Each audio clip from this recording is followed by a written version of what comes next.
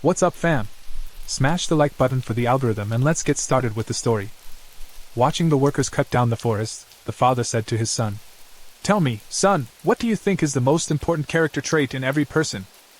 Hearing such a sudden question from his father, the son was surprised and wondered why he was asking such questions. Having received an answer to his question, the man folded his arms to his sides and smiled, saying, "That's a good answer." To which his son replied with a grudging smile, "What would be a good answer?" Hearing the discontent in his son's words, Lord Leo Richard Felina confidently spoke, "The main thing is a good heart." Hearing such a strange answer from his father, the son said in surprise that he was sorry, to which his father added that to a large extent, the virtues of a lord should depend on character. This applies to your friends as well as your family, and from time to time, even with thieves. You will have to use each of these roles, and in whatever situation you find yourself, you have to give it your all. You will definitely be able to create a connection with everyone around you. After listening to his father's instructions, the son just sighed heavily. The next moment, not far from him, Lord Leo Richard Felina heard someone's voice calling out, "He, sir!" Approaching his lord, the subject, breathing heavily after the cross-country run, said, "I am sorry to interrupt your conversation, but may I ask you the same thing, if it does not bother you?" To which the lord replied, "Of course, Charles." Hearing the request from the worker, Richard Felina stepped forward a little and said, "Simon, move back a little. Charles, you too." As soon as everyone moved to a safe distance, Lord Leo Richard Felina began to recite his spell to summon the dead. A few seconds later, skeletons appeared from his magic circle. As soon as the ritual was over, the skeletons immediately went to Charles with a request.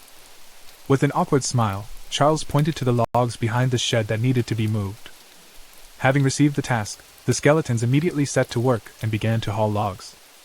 Having received help from his lord, Charles joyfully exclaimed, "Thank you very much, sir." To which he joyfully replied, Yes, keep up the good work." At the same time, looking at his father, the son mentally noted, he created an additional workforce using the dead. What a great necromancer he is. After all, necromancers are special magicians who are able to use forbidden black magic. A long time ago, to get rid of the influence of necromancers, the ruler of the Thalhar Empire sent 50,000 soldiers in response to an attack by the enemy. The rulers of Kizan sent 10 necromancers to counteract them and hold back this gigantic army. There were only 10 necromancers, but soon all 50,000 soldiers were turned into the dead, and they left absolutely nothing of the Thal Empire. The result of this campaign, known as the so-called Roses Team, was the surrender of the Thal Empire, and as a result of a reckless attack, the rotting corpse of the emperor met his miserable end sitting on the throne of a fallen empire. This is how the era of the necromancers began, during which they were able to capture half the continent. However, another force that interfered with the necromancers' rule and dominated the other half of the continent was the humans. Priests were the only rivals of necromancers, who used the divine power granted to them for serving the goddess Dave. As Simon watched the summoned skeletons help the workers with their duties, he thought to himself, "They did a pretty good job, but it had nothing to do with feudal law." Lord Leo Richard Felina's town was located somewhere almost at the very edge of the map. It was a small town, even the villages nearby did not know about it. "And I am Simon Felina, a descendant of the ruler of these lands." After spending some time with his father, the boy returned home and said, "I'm home." Hearing the voice of her son, Anna Felina, who was Simon's mother, happily said, "Simon, you're back." To which he replied, "Yes, I was helping with the reports." Hearing that he was helping his father with his work, Simon's mother said, "Wow, you must be hungry." "Wait a bit." When he approached his mother and looked at what she was cooking, the boy asked in surprise, "What is it?" She replied that it was a broth infused with lahara mushrooms. When he heard what the food was made of, the boy was disappointed and said, "But they're poisonous, Mom." To which she confidently replied, "Yes, but don't worry, your mother made them edible." Then she used divine magic to purify the food from all the bad things. Watching the process of purifying the food from poison, Simon mentally said a blessing. "My mother was a priestess in the past. Every time I see her strength in action, I wonder how my mom and dad met. They are so different." The next moment the boy heard, "Simon, still looking at the mushrooms, why don't you sit down and have a bite to eat?" He replied, "Oh, sure." Approaching the table, the boy saw many different dishes prepared by his mother. Having tasted the food, Simon put the spoon aside and saw his mother nervously ask, "You ate so little today, do you have a pain, or are you suddenly ill?" After a snack, he took a bath and went to his room, where he witnessed his parents still tenderly touching each other. He mentally noted that they were still on their honeymoon. Noticing that their son was heading to his room, his mother said, "Good night, Simon." He said, "Good night to you as well." As soon as he entered his room, a letter flew into his face. Taking the parcel off his face and picking it up, the guy asked what it was in surprise, trying to figure out what had just happened. Simon added that the next moment he looked up at his window and saw a beautiful girl. As soon as he noticed her, she smiled happily and said, "Well, hello?" Ignoring the girl, the boy put the letter on the table and went to bed. Seeing this reaction, the girl angrily exclaimed, "Hey! Don't pretend you don't see me!"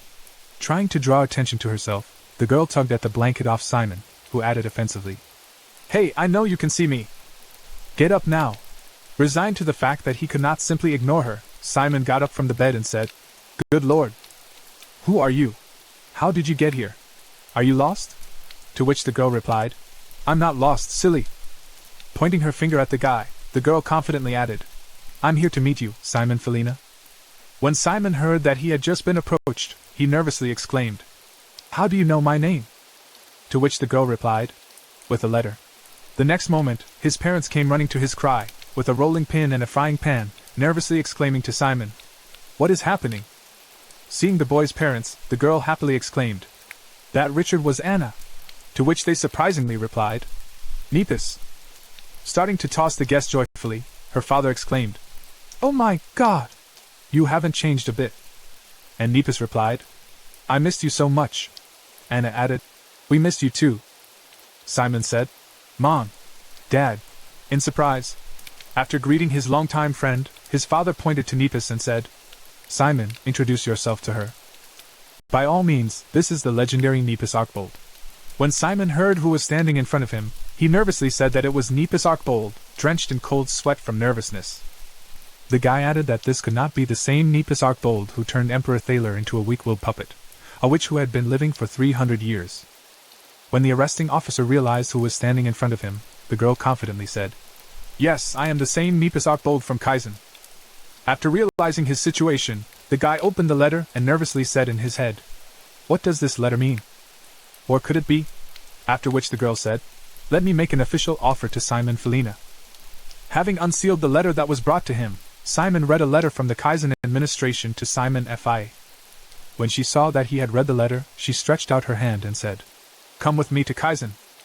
Without waiting for an answer, she reached out the window and shouted, "Goodbye. Well, I'll see you in Kaizen." As soon as Nepos Archbold left their home, Simon's father said, "Simon, let me see the letter." When the son heard his father's request, he held it out and said, "Oh yes, take it." After reviewing the contents of the letter, the father read, "Simon Felina was enrolled on special terms." To which the son replied to his father that she would expect the same in Kaizen.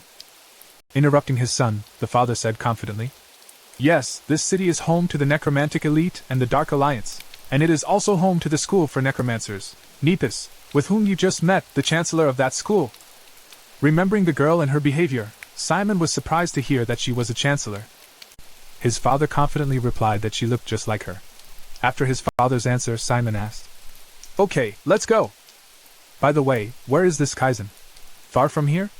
To which his father thoughtfully replied, "It's very far away. It's located on the island of Arok. You have to take a ship in Langaran, the capital of the kingdom, and travel quite a long way to the island." The next moment, putting his hand on his son's shoulder, Richard added confidently, "But don't worry, Simon, there are plenty of things to do in Langaran, and the island of Arok is not a boring place." To top it all off, Kaizen is famous for its stylish uniforms. When Simon heard this, he was surprised to hear that it was a uniform. Joining the conversation between father and son, Anna said, "Well, in that case, you'll be very busy until the enrollment ceremony." Hearing this, Simon was taken aback, and his father replied that to become a necromancer, one needed to be properly prepared at school. "You will have to learn skills, so first we will open your core." Hearing this, Anna was surprised to hear that. "Then wouldn't he have to learn the basics of black magic?" To which Richard replied, "Of course. I will teach him that as well. Oh yes, and he will also have to learn breathing techniques, so from tomorrow, forget about sleeping altogether." After the meeting with Nepos, the hardest week of Simon's life began. That day marked the start of the week of preparing for Kaizen. His mother and father said good things about school life and that he would have fun there. but the sudden invitation to school seemed to worry them both. Preparing for the opening of his son's core, Richard said, "It might hurt, but you have to be patient." To which Simon replied, "Well, 3 days a week, I didn't sleep at all while I was forming the core with the help of my father's magic."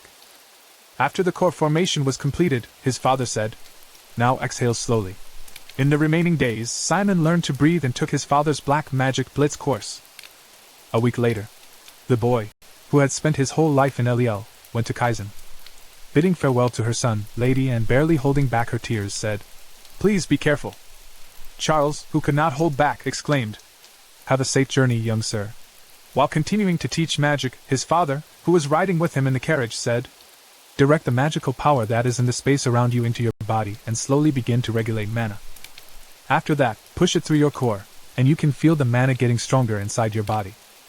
Watching his son study, Richard said, "Now direct its flow into your hands." After releasing it from his fingers, the father was able to see the obvious result of his son's training in the form of a drop of mana on his finger. When the result was already visible to the naked eye, my father confidently said, "Great job, Simon! This is the main power of necromancers. This is the main difference between a necromancer and an ordinary magician. Mana is a kind of gas, which makes it able to dissolve in the air and also reduces its density. But darkness, on the contrary, is more like a solid or liquid body, which is why it is easy to use and change its shape. That's why, if you learn to use this property of darkness." Having created a small figure of his wife in his hand, his father added, "You can create even such a shape." The next moment, having created a magic circle in his hand, the father added, "People who train their power on the basis of darkness, they are the ones who can be called true necromancers. Given that you have quite a bit of time, now let's focus on the main releases of darkness into the core." To which Simon replied, "Well, looking at his attempts to create something out of the darkness, his father saw that he had finally started to make progress, even in such a short period of time."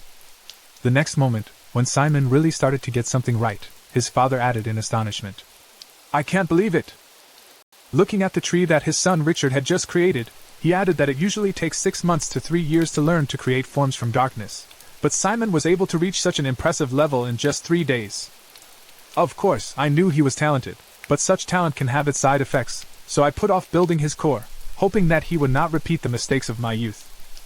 But right now, his talent is destined to blossom.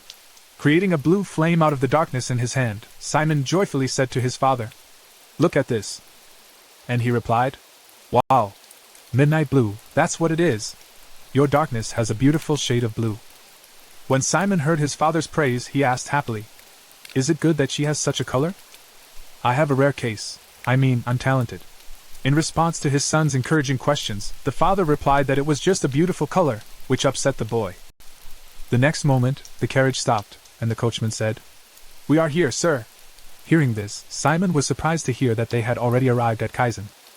Hearing the words of his coachman, the father, getting out of the carriage, said, "No, this is the border of the kingdom of Aran.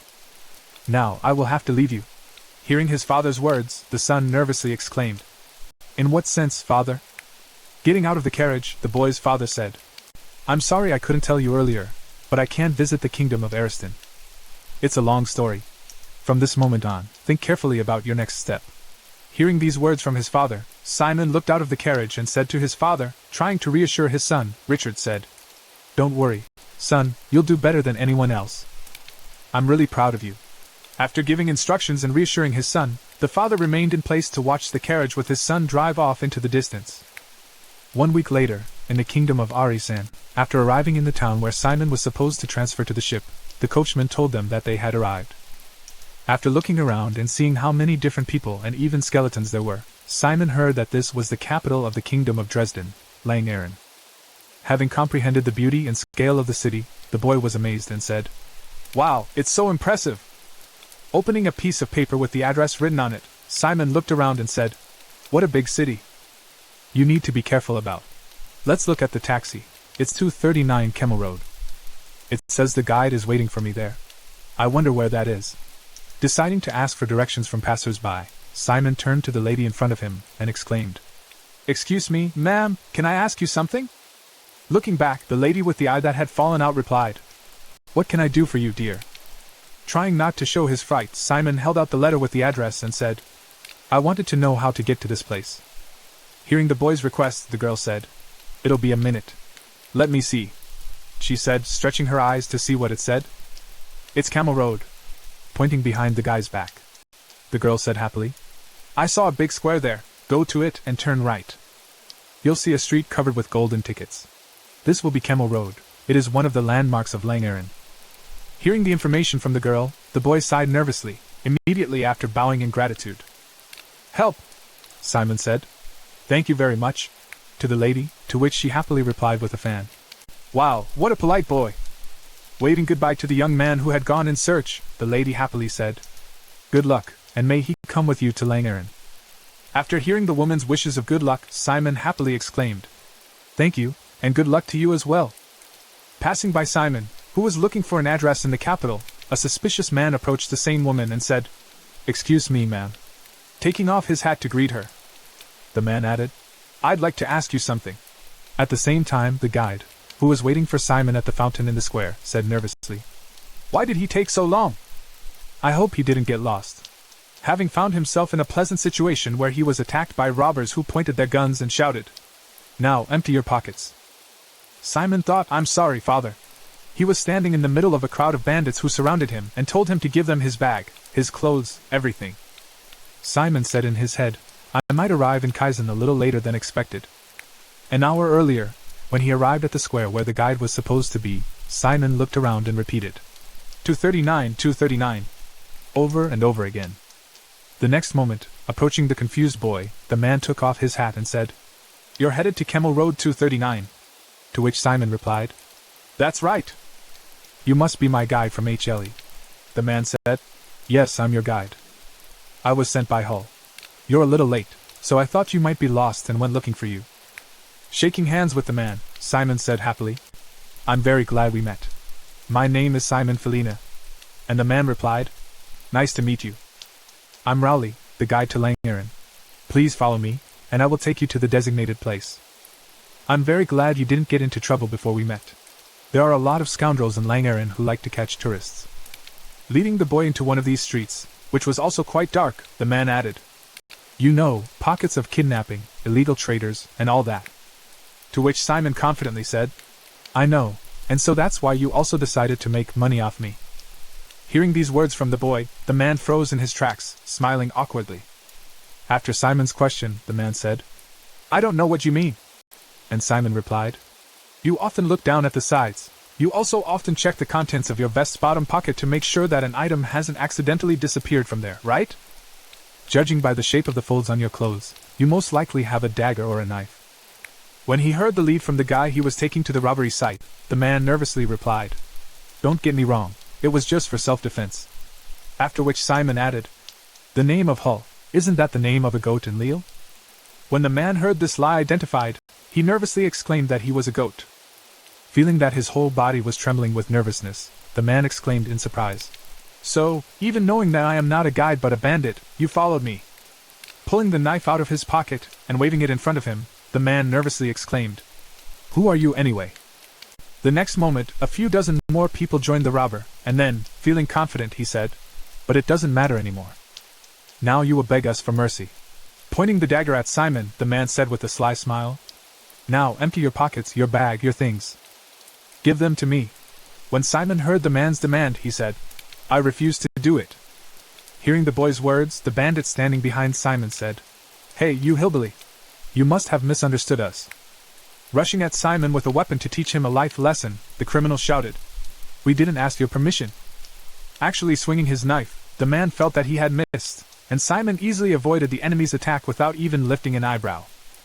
After the enemy's unsuccessful attempt to stab him, Simon grabbed the man's wrist and squeezed it, forcing him to drop his dagger. Squeezing the attacker's hand tightly to demonstrate his strength, the boy said sternly, "I have met many such people in our lands, scum who wander among good people and tear them to pieces. To protect the congregation, my duty as a descendant of a landowner is to eliminate such scoundrels who are engaged in bad deeds." When one of the bandits heard who they attacked, he shouted, "A nobleman! Now we will definitely not let you go." Immediately after his words, the man shouted, "Come out, everyone!" And then there was stomping, the sound of which only increased with time. Looking back to assess the situation, Simon mentally said, "I'm sorry, father. I'll probably have to arrive in Kaizen a little later than planned.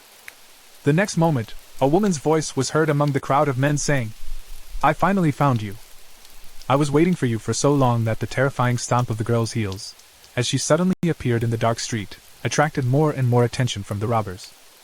And that's why I decided that I needed to go in search of you myself, so that it would be faster. When I saw that another strange person had arrived, the leader of the robbers said, Now what? Smiling happily at the boy she was supposed to meet, the conductor said, It seems that you have some business to attend to. Pointing to the girl who had come for Simon. The leader said, Don't worry, we have the advantage in numbers.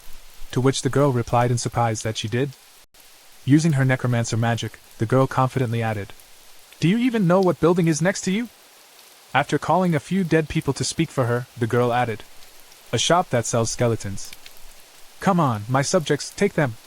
Seeing that the skeletons were up against them, one of the robbers nervously exclaimed to her, a necromancer. As soon as the subjects entered the battle, the band of robbers immediately lost their advantage and was defeated. Being at a disadvantage against the girl, the leader of the criminals frightenedly exclaimed, We did not recognize the great necromancer. Please have mercy. Hearing the man's request, the girl gave him a disdainful look and asked him, What group were you in? Hearing the question from the necromancer, the man shouted out in fright, Kewin. We are from the Kewin clan. To which the girl replied that the clan was too big for its members to steal from travelers. She commanded him to put his head down on the ground, put his hands behind his back, and crawl face first into the ground to the main headquarters to surrender in person, to which the bandit leader nervously replied, Have mercy! Hearing the bandit's request, the girl angrily said, You dared to order me. Either send someone in his place, or if his face is not too worn, your entire miserable clan will be wiped off the face of the earth in the name of kin. To which the bandit replied, I'm sorry, I'll remember your words. Having dealt with the enemies, the girl looked back to where Simon was standing and said happily, You must be Simon Felina, right? To which he replied, Oh yes, I thank you for your help, but who are you? Hearing the question from the boy, the girl pointed to herself and happily said, Do you think I am your real guide? Grabbing Simon's hand and pulling him along, the girl said, Come on, follow me. My mom has been waiting for us. Arriving in the seaside district, the girl looked for her mother and said, Well, where did she go again? I told her to wait for me here. The next moment, noticing her near the ice cream truck, the girl said, There she is. Approaching Nephis, the girl pointed at her and said menacingly, I told you not to go anywhere. To which she replied frightened, I was just waiting. Taking out a handkerchief to wipe away the ice cream on Neph's cheeks, the girl exclaimed angrily, You always get lost. Stop walking alone. In response to the scolding, Nephis pointed to the van and said that the man there offered free ice cream, to which the girl replied, What if you lost Simon because of that? What would have happened if I had executed you and him as well? Hearing this, Nephis immediately became upset, realizing her mistake. Looking at what was happening in front of him, Simon nervously thought that Nephis was her mother, not her younger sister, and then heard the girl ask, Are you going to apologize? To which Nephis replied, offended. Immediately after, to change the subject, Nephis turned to Simon, saying, Never mind. You must be tired from the road. Simon, I hope Richard taught you something useful? Hearing the witch's question, Simon said, Oh yeah, I learned this.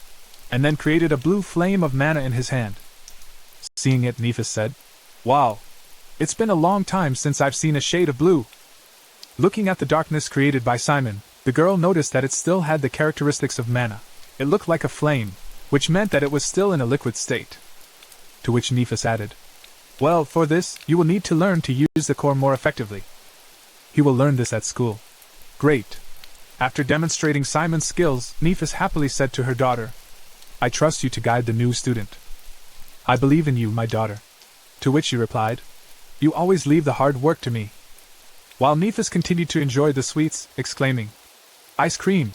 The girl approached Simon and said, Well, let me officially introduce myself. My name is Lorraine Erold, and I am a student at Kian, just like you. After the introduction, the girl grabbed the guy's hand and said happily, Now let's go. To which he confusedly exclaimed. Hearing the question from the confused boy, Lorraine happily replied, Of course. Shopping before the start of the new semester. Upon arriving at the first store, Lorraine excitedly asked Simon, Do you know what the best moment of the entire school year was? He replied that he did. Then the girl happily answered, That period of time when you go to buy new notebooks, books, clothes, and other things for school, and this period of time is coming right now. So you better enjoy it while you can to the fullest. First, we'll go to the textbooks. You'll need quite a few of them. Come with me. Following Lorraine, Simon said nervously. Okay. Taking one book from the bookshelf and handing it to the boy, Lorraine said, Take this one first. Looking at the book the girl gave him, Simon was surprised to read that it was An Introduction to Conscription by Ellery Moore Trinell. The next moment, another book with a voiceover by the girl came to the boy's hands, and he took this one as well. Stopping the incessant flow of books, Simon nervously asked the same question. In response to the question, the girl smiled happily and replied, Of course not. It's kin. You learn all these books in the first semester of your first year. Now, don't play the wimp here and get your books. Further in search of the books, Lorraine said, The last one will be a book on the dynamics of darkness. I'll go get it, and you stay here for now. To which Simon replied, looking around while his friend went to get a book. Simon mentally said, Well, what the hell? I had never seen so many people of my age in my life. Suddenly, a girl's voice behind him called out, She's here. Not paying attention to the road, the girl, not looking back, joyfully exclaimed, I'll bring it right away. When Simon saw a girl running toward him, he immediately moved out of her way to prevent her from hitting him, but that did not stop her from crashing into the bookcases, falling on her ass. After the collision, the girl grabbed her face and said, Oh, my nose! While several books from the top shelf fell on her. Seeing that she was in danger, Simon immediately ran to shield the girl with his body from the falling textbooks, shouting, Look out! Having saved the girl from danger, Simon asked her if she was okay, and she nervously replied, Oh, I'm sorry. It's my fault. He confidently replied, I was a little distracted myself. If you're not too busy, could you help me put the books back in their place, or we'll get scolded for this mess? The girl replied, Of course. Helping to put the books back in the places she had safely knocked down. The girl awkwardly said, Are you also a new student of Keen's? When she heard the positive response, she added, Oh, and my name is Cindy Vivas. And yours? Hearing the question from the girl, the guy smiled happily and answered, Simon Felina. To which he was glad to meet Simon. Gripping the book tightly, the girl said embarrassedly, I'm actually from the north, from Shackhead, so I don't have any friends yet. Surprised, Simon said, Then it turns out that we are very similar. I haven't managed to make friends with anyone here yet. Hearing this, the girl's eyes immediately lit up, and she exclaimed, That is true. When the girl got to her feet after the incident, she said uncertainly, Well, if you don't mind. Covering half of her face to hide her embarrassment, Cindy said, Can I say hello to you at school? When Simon heard the request from his new friend, he happily said, Of course. I wanted to ask you about it too. The girl happily exclaimed, Thank you. Having made friends with the new student of the academy, Cindy happily announced, I had already found all the books, so I should go. My dad is waiting for me outside. To which Simon replied, See you at school. By the way, Cindy, wait. When the girl stopped and looked back at Simon's request, he said, You don't want to return my wallet, do you? Plan to take it with you? Realizing that she had been caught red-handed, the girl exclaimed in confusion, I thought that if I used spiritual magic I would not be caught. But as you can guess, recalling exactly how he noticed that his wallet had been grabbed, Simon replied, Well, I saw it just floating in the air. To which the girl exclaimed in confusion. Starting to press her finger on Simon, the girl nervously exclaimed, You just noticed that? Are you mocking me, or do you also want to choose a specialized spiritualism? To which the guy replied confusedly, Well, I haven't decided yet. Looking down after the guy's vague answer, Cindy said, I knew it. The next moment, she looked up at Simon and exclaimed happily, Cass. This place is amazing. I can't believe it. It must be full of geniuses like you. I can't wait to start school.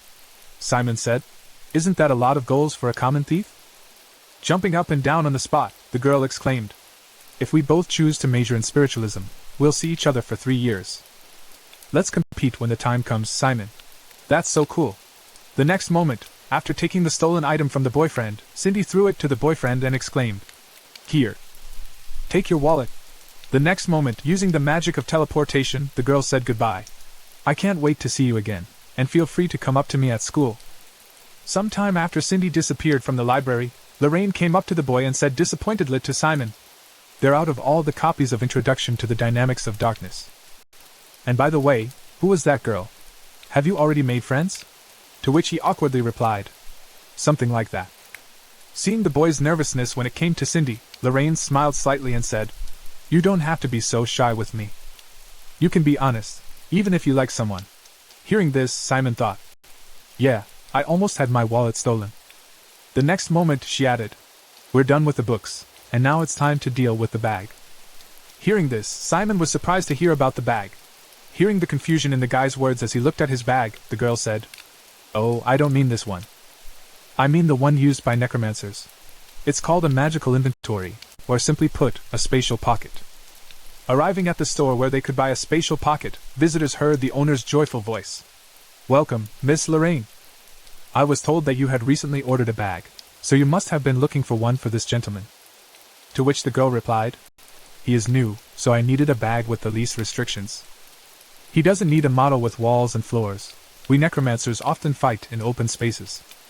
To which the owner replied, Lady Lorraine, you are very perceptive. Taking one of the rings of the spatial pocket from under the counter, the owner handed it to Simon and said, in that case, I will personally show you a prototype that is not yet on sale. First, put the ring on and let the darkness fill it.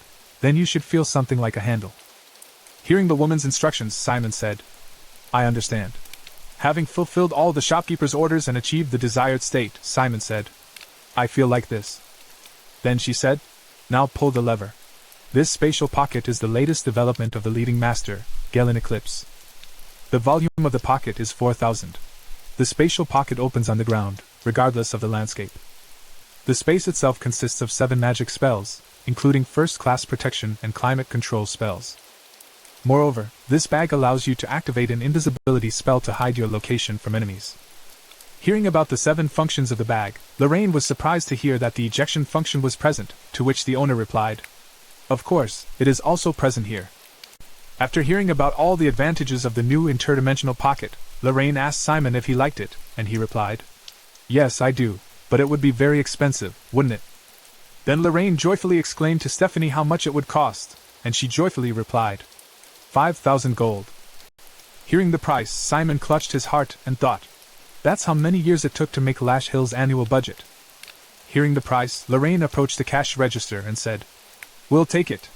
While Simon, who had just learned that she was buying it, nervously thought, are you serious? Immediately after buying the storage facility, Lorraine confidently said, not to worry, it's Mom's money. To which Simon was surprised to hear that it was Nephis.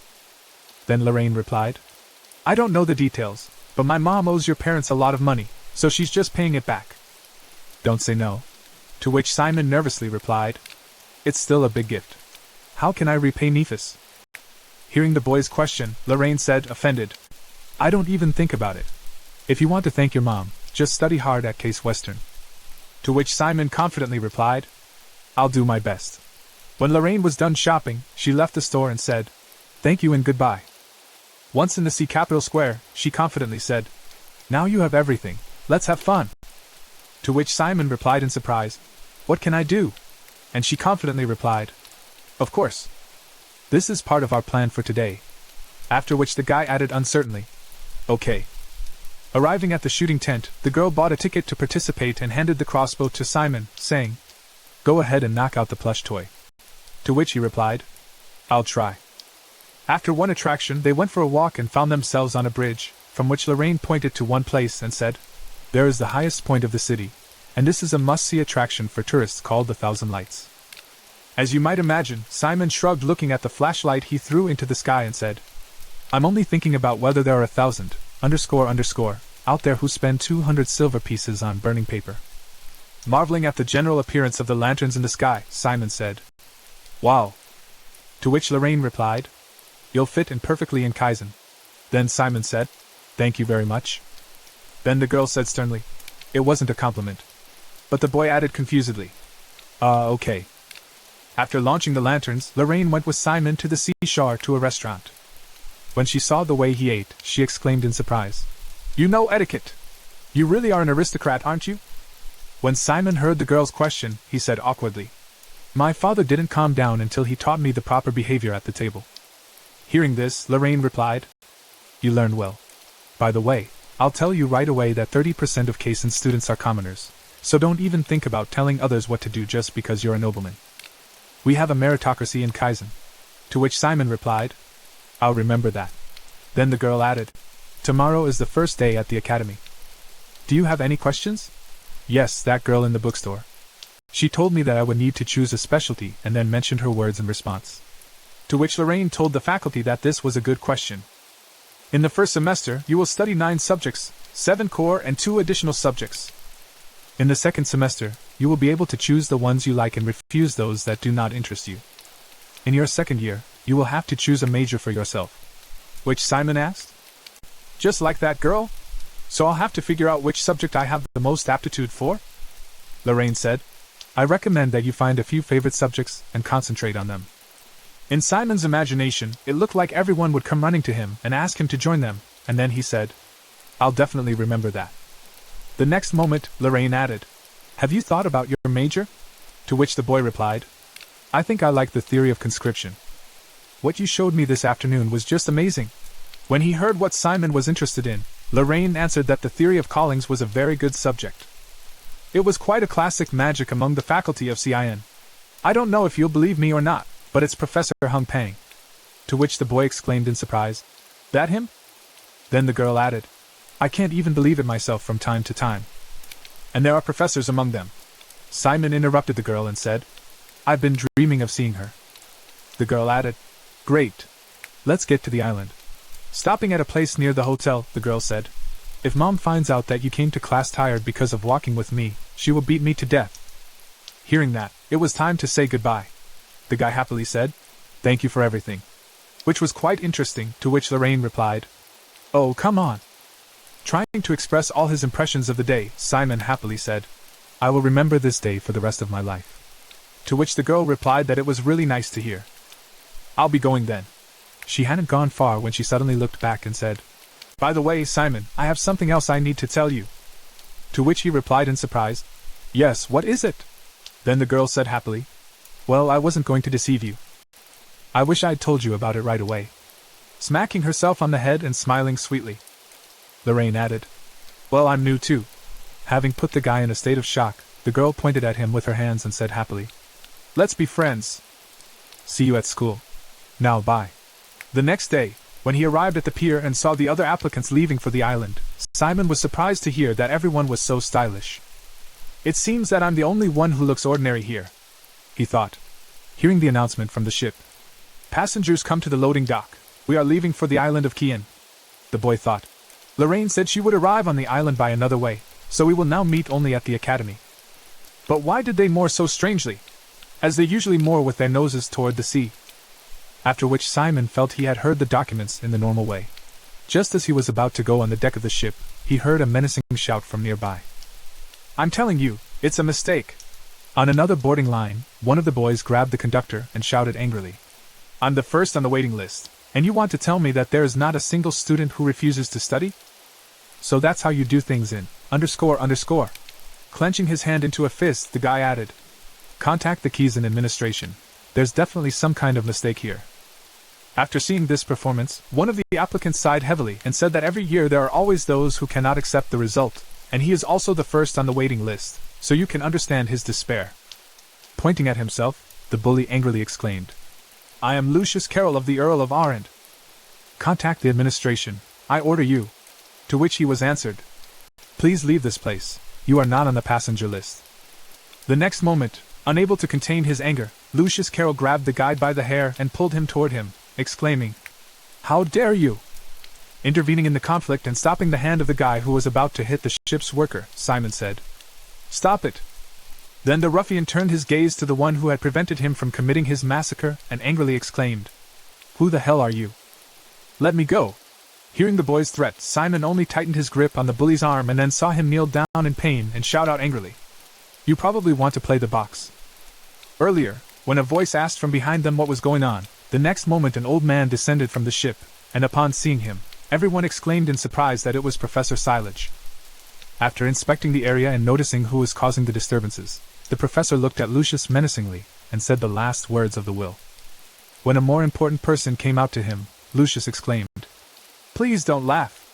I'm just asking you to contact Nephis. I'm first on the waiting list. This result is a misunderstanding. Unable to bear the guy's impudence, the professor heard him exclaim, "You think you can treat me like this?" and snapped his fingers, instantly killing the guy without letting him finish. After dealing with the problem and heading back to the ship, Silage said, "We don't have time for this. Everyone on the ship, and you too." To which Simon replied, "Well."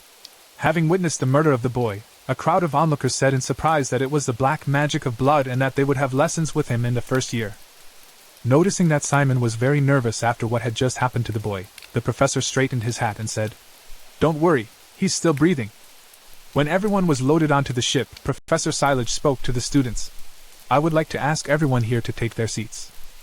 The ship may go through turbulence, so do not leave your seats until you are ordered to do so." Sitting down in an empty seat in the cabin, Simon wondered how this ship sails. As long as the transport was enveloped in the magic of movement, the boy continued his thoughts, stern forward or otherwise. The next moment, all the students heard the voice of the sailor. "Professor, we will soon be there." To which he replied, "Stick to the route."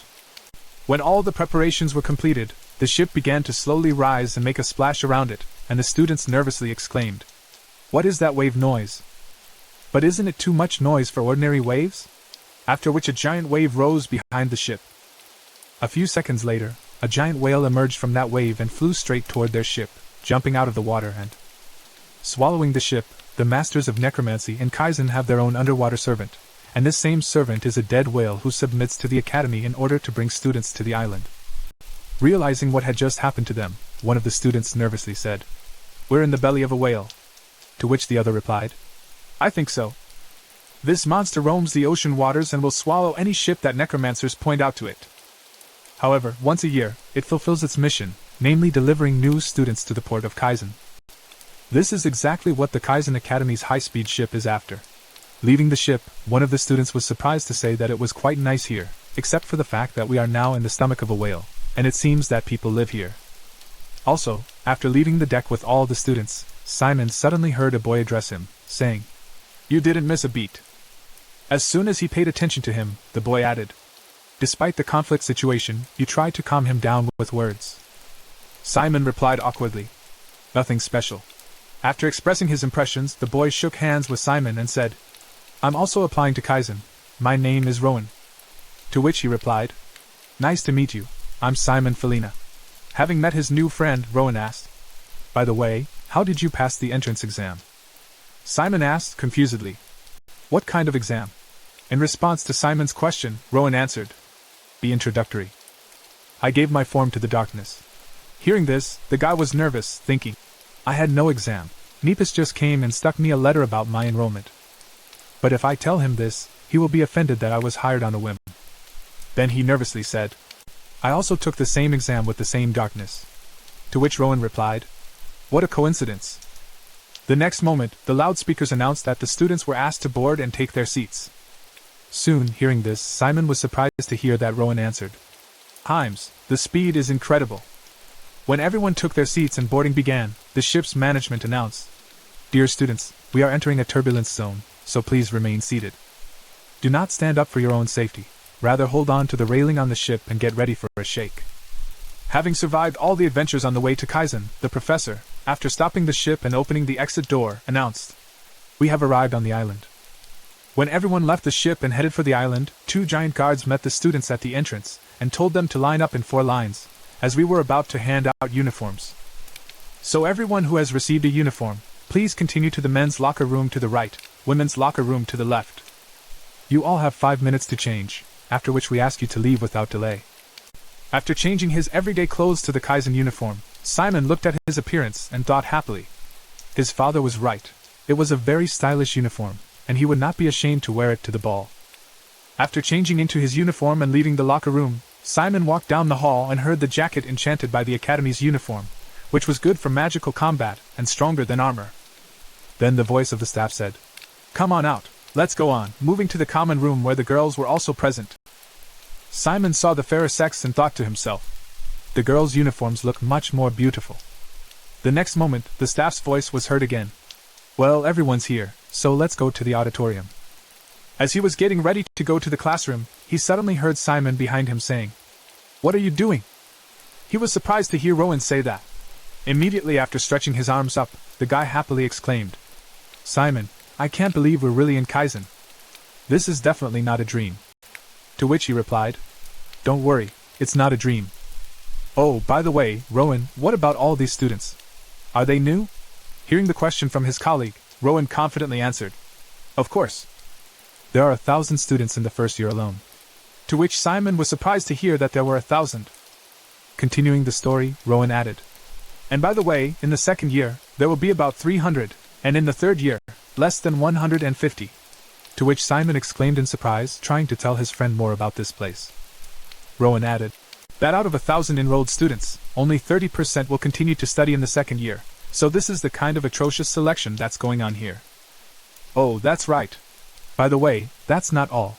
There are also students you need to know about in advance." Pointing to a girl who was sitting not far from them, Rowan said, "There's Suna Ar, the heiress to the ivory tower." After pointing to a couple of other people, he added, "Some more rising stars, Darwin Carine over there, and Jay Sanders behind him." The next moment, pointing at a healthy guy sitting in front of them, Simon asked, "Who was that?" Rowan replied that he was the one he was talking about. Realizing who his interlocutor was interested in, Rowan added, "A large yes. I know him, Chatelmayer, half-giant.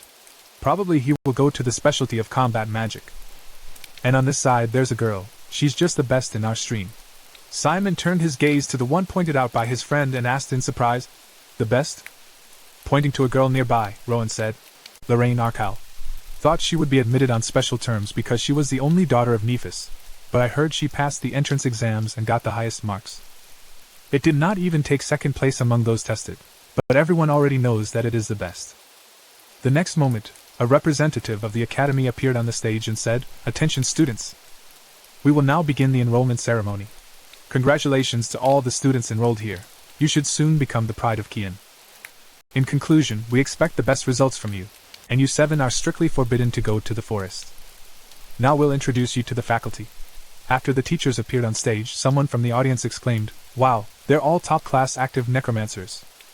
Unable to contain his emotions, Rowan joyfully exclaimed, "I've only seen them all in the newspapers until now." While greeting fans among the newly arrived students, one of the teachers heard, "Professor Buckle, look at me."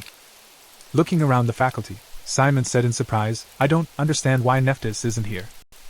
Hearing the question from Comrade Rowan, our rector answered him, "Our rector does not come to ceremonies for some freshmen. If you see her in the third year, you are lucky." Immediately after the staff spoke, the representatives now swore an oath for everyone to stand up. Upon hearing this, Simon asked if the ceremony was over. When he heard the question from his friend, Rowan confidently answered, "The 2 best representatives from the girls and boys come out and say the oath, and then that's it." After announcing that the first of the girls is Suna Andar, the staff went on to name the number 1 student who was accepted under special conditions, Simon Fenna. "Simon Fenna is here." As Simon walked to the podium to take the oath, the rest of the students were talking in surprise, looking at him and saying, "Who doesn't know him? I've never heard of him, this number 1 guy."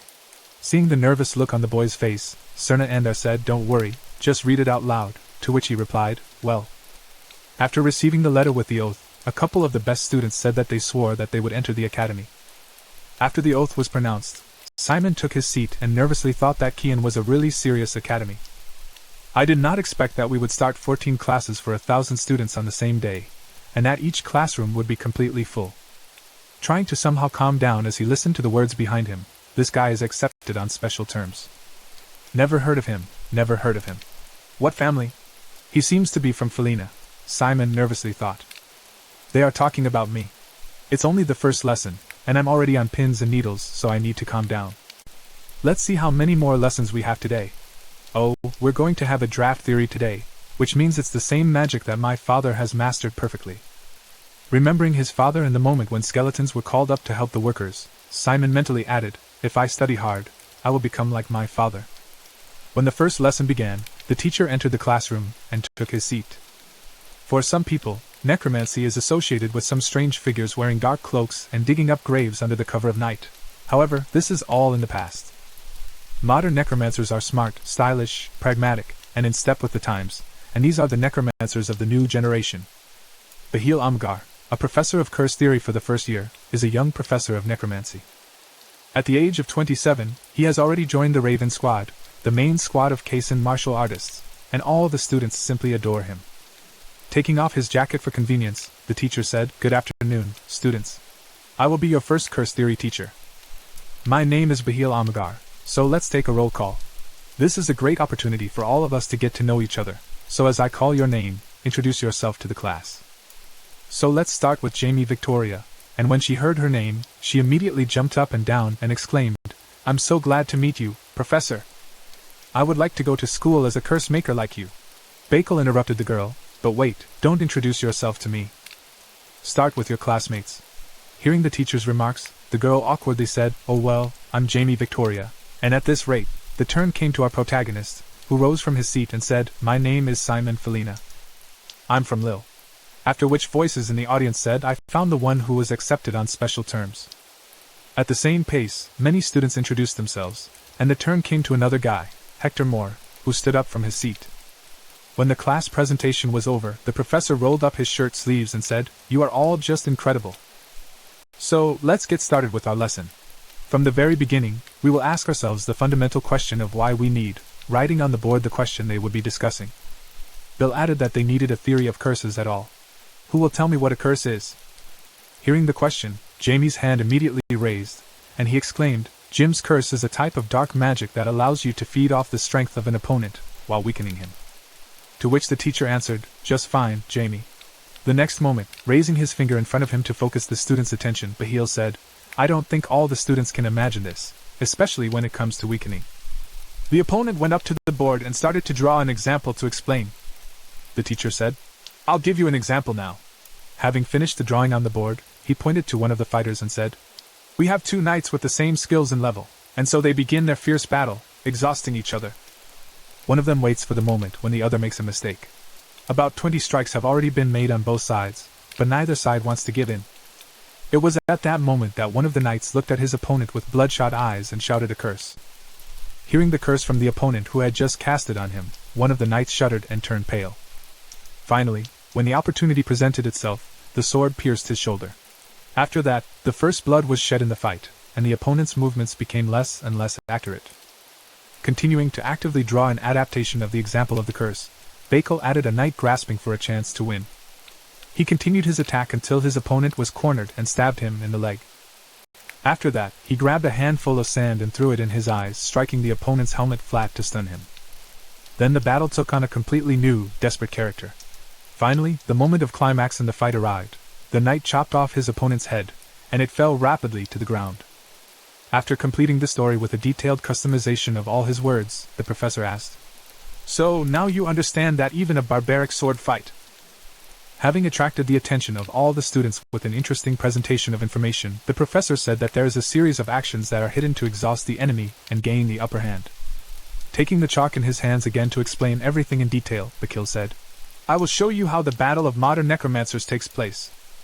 Having drawn a model of an ordinary person from sticks in a circle on the board, he pointed to them and said that, in order to defeat a person, a necromancer needs to defeat a person. He added one more line to indicate the direction of the attack and then made just one simple movement, after which he easily defeated his opponent, followed by enthusiastic shouts from the audience. As he continued to practice at the blackboard, Bill said, "A curse is the simplest and most inexpensive formula among the dark arts, and another key to its effectiveness. In addition, an indicator of effectiveness is how much you can hit the enemy with only a small amount of effort." Immediately after these words, the professor approached one of his students who was sitting in the front desk. Taking him by surprise, the teacher Beal created a magic circle that cast a curse. Using a curse on one of his students, he managed to knock him unconscious and then reached for his weapon, holding out a dagger from his bag.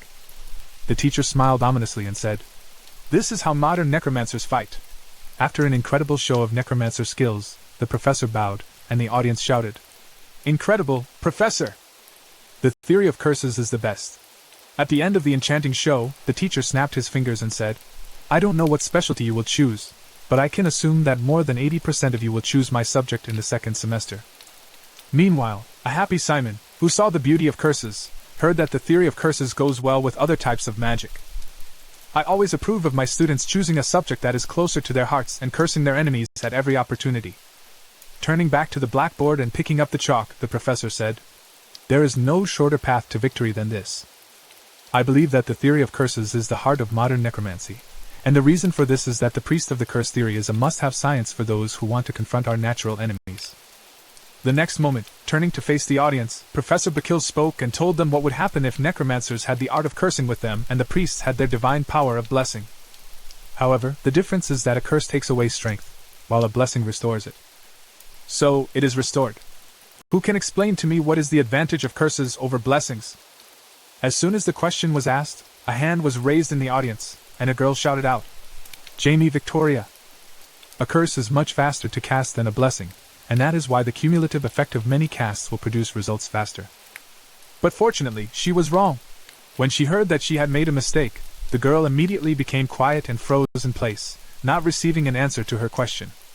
Bakil said, "Scholars agree that the curse cast is slowed down by the object's resistance to magic, and that is why it is faster by a small percentage than the speed of the blessing cast." Well then, who else might know the answer to my question? Then I saw another hand in the audience rising from his seat. The disciple said, "Hector Moore! The fragility of the human body helps the one who curses." After hearing the answer that satisfied him, the teacher said, "What's your name again?" To which Hector Moore replied, "I'll remember it." After receiving a satisfactory answer from the student, Professor Amgar said, "Hector is correct in saying that spells that weaken the opponent cannot be repelled by the added art. All people learn magic in their normal state, not even realizing that they may be sick or injured at the time of battle. The mage's well-being also affects his effectiveness in battle. If the environment does not negatively affect him, then these are ideal battle circumstances. However, the human body is much more fragile than we can imagine, and even a small change for the worse can weaken it. Well, let's say that your opponent is an archer. You don't have to cut off his arm to neutralize him. You can simply give him conjunctivitis, which will make it difficult for him to see, and it will also make him nauseous, affecting his sense of distance, so that he stops distinguishing it. You can also make him distracted by something else. With all these various actions, you can avoid being hit by his arrow. The main thing I want to tell you is that necromancers have many different ways to make their opponent feel worse. For example, if you are very tired and have a stomach ache, you will not come to my class, and that is because you are simply not in a position to learn. Of course, you will most likely just lie in your room all day long. Remember, leaving the chalk and approaching the students again, the professor added that we should think about ways to weaken others more than ways to make ourselves stronger. The next moment, assistants entered the classroom with cash register kits, and then the teacher said, "Now, when the curse casting kit is given to each student," Bill Amgar said, "we will learn how to cast curses." When Simon heard what they were going to be doing, he thought, "Wow, from the very first lesson we are learning dark magic." The next moment, the professor remarked that it should be a disgrace for Kian's students to use a spell stencil, but this was the first lesson, so they would have to. It is good to use the stencil from the very beginning to memorize the magic circle, but I do not advise you to abuse it. You must rely on memory when casting. Let's start with a spell of exhaustion. Everyone, grab the handles of your stencils and pour your darkness into the mold. The key to a successful drawing of a magic circle is the perfect correctness of the runic writing. Runes are an alphabet with magical properties. Drawing runes with the help of your own darkness leads to the manifestation of their magical effects. If any of you have already created a magic circle, try to lift it into the air. When Simon heard this, he filled the stencil with darkness and raised the magic circle, exclaiming, "I did it!" Immediately afterward, he heard voices around him exclaiming, "Oh, me too!"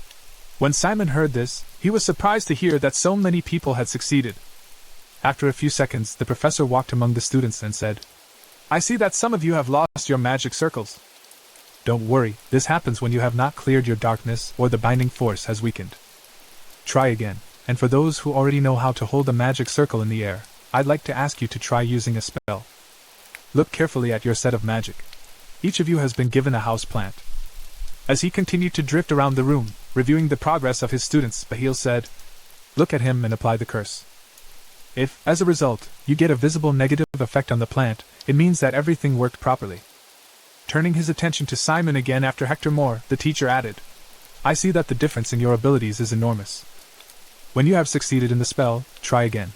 Only this time, increase the speed. When the speed is sufficient for you, then try to draw a circle without a stencil." At the same time, failing time and time again, Simon bowed his head and nervously wondered, "What is wrong with me?" Looking at how others were already practicing the rapid use of curses, he mentally added, "Why am I the only one who is so slow?" What am I doing wrong that I'm not succeeding? What a misfortune! As he reflected on his mistakes, Simon suddenly remembered the words of Lorraine, who had said, "Looking at his flame, but its darkness is like manna. It radiates tongues like flames because it is still half gaseous." After which, Nephis added, "Well, it's okay. He'll learn how to control the core. He'll learn everything at the academy, so that's fine." Recalling the words of his friends, the boy confidently said in his head, "That's right. I haven't learned how to control mana and darkness yet. Nephis and Lorraine said so.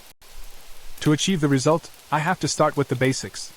Professor Bahil said that the problem is either the purity of the darkness or the power of the binding, so I will try to concentrate as much mana as possible from the environment first, and then send it all to the Khalil at once. Now it's darkness, and now it's much more stable then. Well, now create and cast a spell before the magic circle breaks down." The next moment, the boy used a magic circle and finally managed to exhaust the plant with a curse, after which a pop sounded, and the teacher said, "That's it." Breathing out a sigh of relief that he had made it to the end, Simon said, "If anyone else didn't make it, you can practice his homework, and the rest of the time we have left, we will devote to using the curse on living people." Simon said in confusion, looking through the list of students in his journal. The teacher said happily, "I see that we have student number 1 who is enrolled on special terms."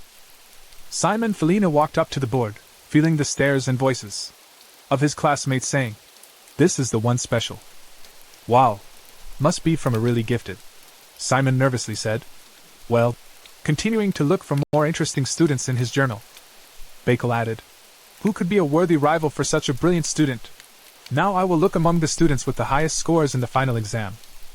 Having called Hector more against him, the professor said, "So, these are the rules. I allow only one exhaustion spell to be cast. Create a circle for this spell and cast it on enemies. The first one to kneel or hit the ground is the loser." When both participants received their magic kits, Hector said, "Professor, I'm going to make a magic circle without a stencil." Hearing these words from his student, the teacher smiled happily and said, "Well, that's a good mood." At the same time, Simon was not laughing at all, looking at his opponent and thinking that this big guy looked quite smart despite his bear-like appearance. The teacher, who announced the duel, recalled his words. "Actually, for Kian students, using a stencil should be a disgrace, but this is the first lesson, so it will have to be." After mentioning this, he smiled slightly and added, "I pointed out that it was shameful to use a stencil." And he immediately decided to show that he was better than the others. The next moment, he turned his gaze to another student and said, "Oh, Simon," to which he replied, "I'm going to make a magic circle with a stencil." Hearing this, the teacher announced, "Well, if you wish, then you can start by my sign, and good luck to both of you."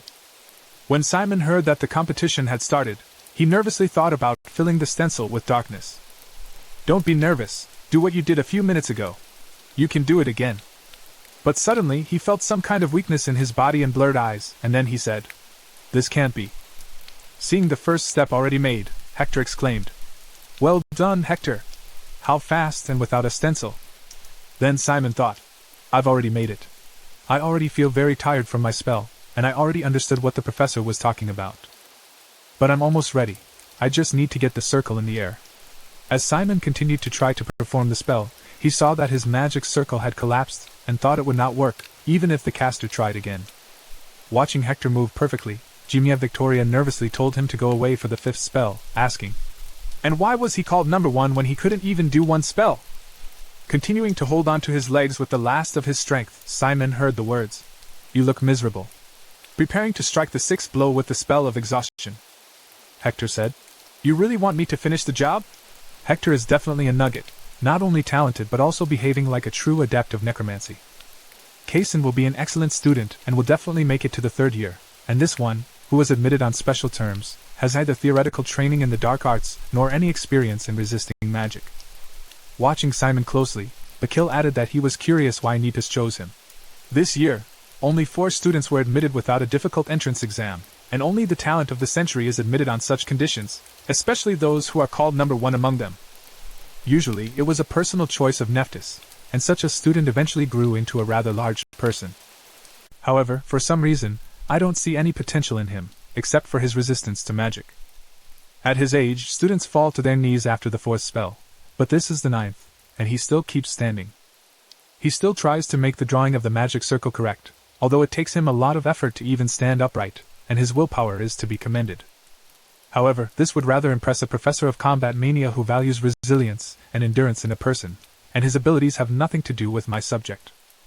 Oh, he's really finally raised his magic circle. Interestingly enough. Gathering his thoughts and strength, Simon was finally able to apply his skill to the exclamation of exhaustion. Feeling the effect of Simon's cast, Hector immediately sat down on the ground but held himself up with his hand and thought in confusion. Exhaustion cannot be so depressing. In training, I have never felt this way. He's kidding. I can't lose to a cast alone. I have the advantage on my side. Now I'm going to finish this. Rising to his feet again, Hector used the exhaustion skill, after which Simon dropped the stencil and fell to his knees. After which, the teacher declared the match over, and Hector Moore won. You did a great job, guys. Great demonstration. After which he snapped his fingers and removed the curse effects, to which Simon tiredly replied, Thank you. Noticing something unusual in the fight, Professor Bahil Amgar patted the ground and said, That's it for today's lesson. When everyone was heading for the exit, one of the students ran up to the teacher and happily said, Professor, I have a question about today's topic. To which the professor interrupted her and said, Wait a minute. You'd better come to my office after school, and I'll answer all your questions. The girl happily exclaimed, Thank you very much. Then the teacher smiled slightly and bit the tip of his tongue, saying, I can't waste my time on useless groupies. The only spell Simon cast was worth more than all of Hector's casts combined. Incredible power. A genius like him is simply obliged to be a cursor by profession at the same time taking the plant with him. Simon said heavily, I'm so tired. To which she added, I am too. When Simon went outside to a cafe, he took a drink and immediately laid down and groaned heavily. After catching his breath, he said tiredly, Why are all the lessons so exhausting? And the boy replied, Because you are number one admitted on special terms. When Simon heard this, he was surprised and asked what it had to do with anything. The guy replied that in K, there was a lot of competition, not only among students but also among teachers. Professors with bad grades can be fired right in the middle of the semester, and some may have their salaries reduced. But those who have good performance get a lot of influence in keynote. To this, Simon said, What are you talking about? Then the boy added that all teachers want only the best students for the best monthly results. Just imagine how it feels to have the number one student in their class. To which Simon grabbed his head and said tiredly, In short, this is the reason why every teacher called me to the board and tested my abilities. Seeing that his friend was starting to get the point, the guy added, Oh, and by the way, that girl was your rival. Then Simon asked how Min Wan was doing, and his friend replied that she was the best student in the class. So you know how highly you are valued when you are pitted against such a student. When Simon heard this, he said in disappointment, But I couldn't defeat her once, and I only managed to cast one spell on Hector. His friend answered, Exactly. That puzzled the professors who thought you were a genius and didn't realize that you were still learning. After listening to his friend's explanation, Simon raised his head from the table and said, Thank you for explaining everything to me, by the way. But you are the one who explained it. When he heard Simon's question, the boy immediately jumped up and down and nervously exclaimed, You're cold as ice. We've all introduced ourselves to the class. In class, I'm Dick Hayward. We're both in the same class. In response, Simon said awkwardly, I'm sorry, there are just so many students though. Dick replied, But tell me, how do you like studying here? It seems like people are talking about you. He heard back, probably because special number one didn't live up to their expectations. Then he heard, Bugaloo, don't pay attention, you're a normal level for a beginner. I don't understand why there's so much noise. It's only the first day of school. It's only lunchtime, and you look so exhausted. To which Simon replied, I used all my stamina in Beale's lesson. Then Dick heard, Oh yeah, 10 casts of exhaustion must be terribly exhausting. What he heard in response, however, was that Simon even liked it. It was very interesting. The lessons are quite difficult but very interesting in all of them. Hearing what the first number had just said to him, Dick approached him and said, You're a strange one, Simon. I have to talk to you. Hector is already starting to recruit his gang. When Simon hears this, he is confused and asks, What gang do you mean? Then Dick added that he had impressed many people in box class, and so people immediately began to gather around him to be his friends. He was the eldest son of a famous noble family, so it was no surprise that he would be popular among the nobility. Hearing the warning from his new friend, Simon said in an indifferent tone, I don't really care about that. Hearing Simon's reaction, Dick immediately approached him and nervously exclaimed, Get a grip on yourself. In K, politics also plays a significant role. Do you at least understand what will happen if the whole A class is under his pressure? Any student he dislikes will be isolated and will be haunted by academic failures. For example, he will not be able to find friends to do his homework in a group. Hearing this, Simon said thoughtfully, Dick, you seem to be a good man and know a lot about social life, so why did you come to me and not to Hector? Hearing this, the boy said awkwardly, Oh, well, I'm not a nobleman myself, but the son of a shopkeeper. When Simon heard the reason why he picked on him, he was surprised to hear that. I had heard that everyone in K was equal, he nervously replied. That is true, but noble children still do not miss the opportunity to boast of their advantages. To which Simon replied, I do not do that. Then Dick said in surprise, That indeed. I have just one suggestion for you. Standing up and pointing to himself, Dick confidently exclaimed, Join my gang. Even if you don't know much and people despise you, you are still number one among those accepted on special terms. Those who are now bragging about how they excelled in the preparatory courses are in vain, as the difference between them and the other participants is leveled over time, and Nephis could not have chosen you for no reason. The next moment, pointing his finger at Simon, Dick confidently exclaimed, I am convinced that you have talents that even you do not suspect. After listening to everything he was told, Simon's friend stood up and said, I don't know about joining the gang. Stretching out his hand to his friend and smiling happily, the guy said, But maybe we'll just become friends.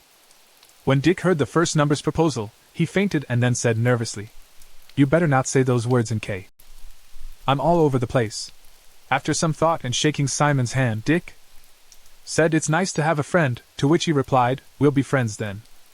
After establishing new friendships, the guy nervously said, I need to hurry to class. Then Simon asked, I see, and what kind of ODI? He added, Oh, I'll find it now. The next person to hear what they were doing next, Simon immediately blossomed and exclaimed that it was true. Remembering my father and his skills, the first number mentally said, I can definitely learn to summon the dead like my father. As Simon entered the classroom, he could hear the dissatisfied voices coming from the audience, and he was the first to go.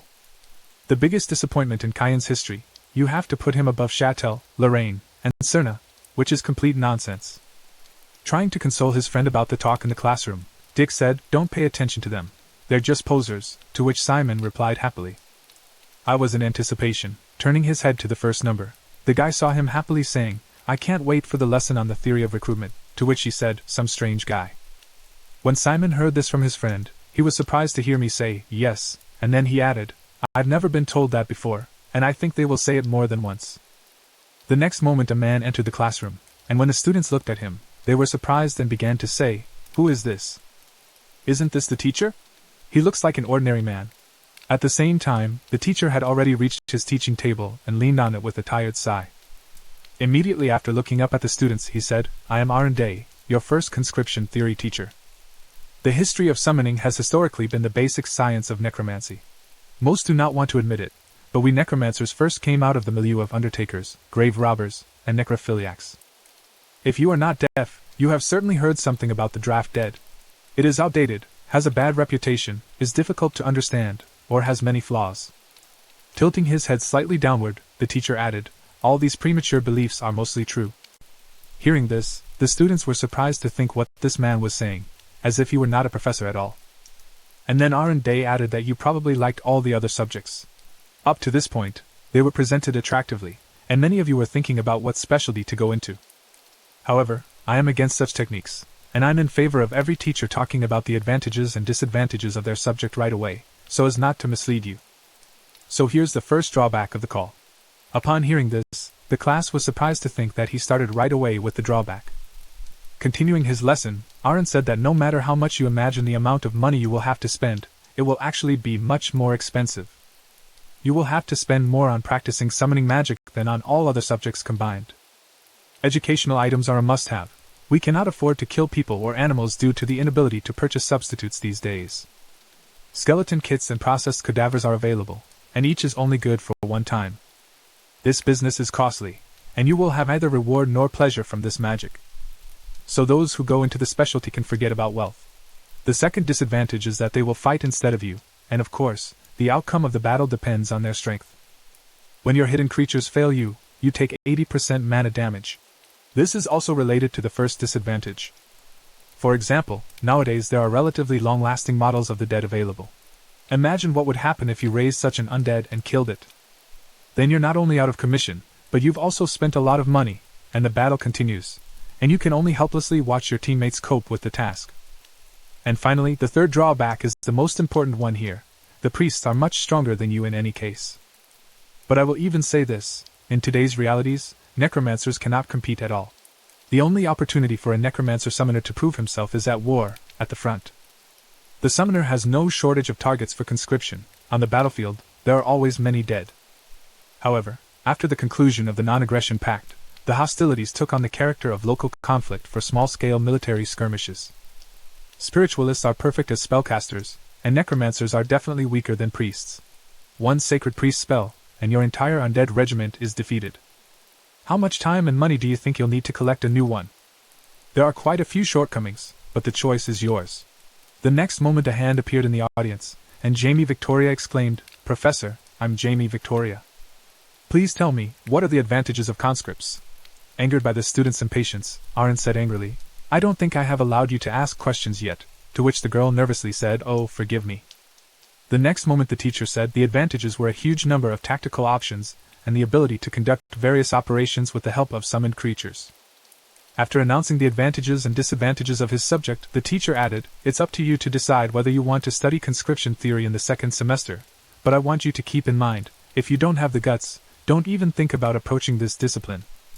If you're going to cry and beg off for something like that or come up to me in the middle of the second semester asking me to change my major because you don't have enough money, so don't even think about going into the specialty of conscripting the dead.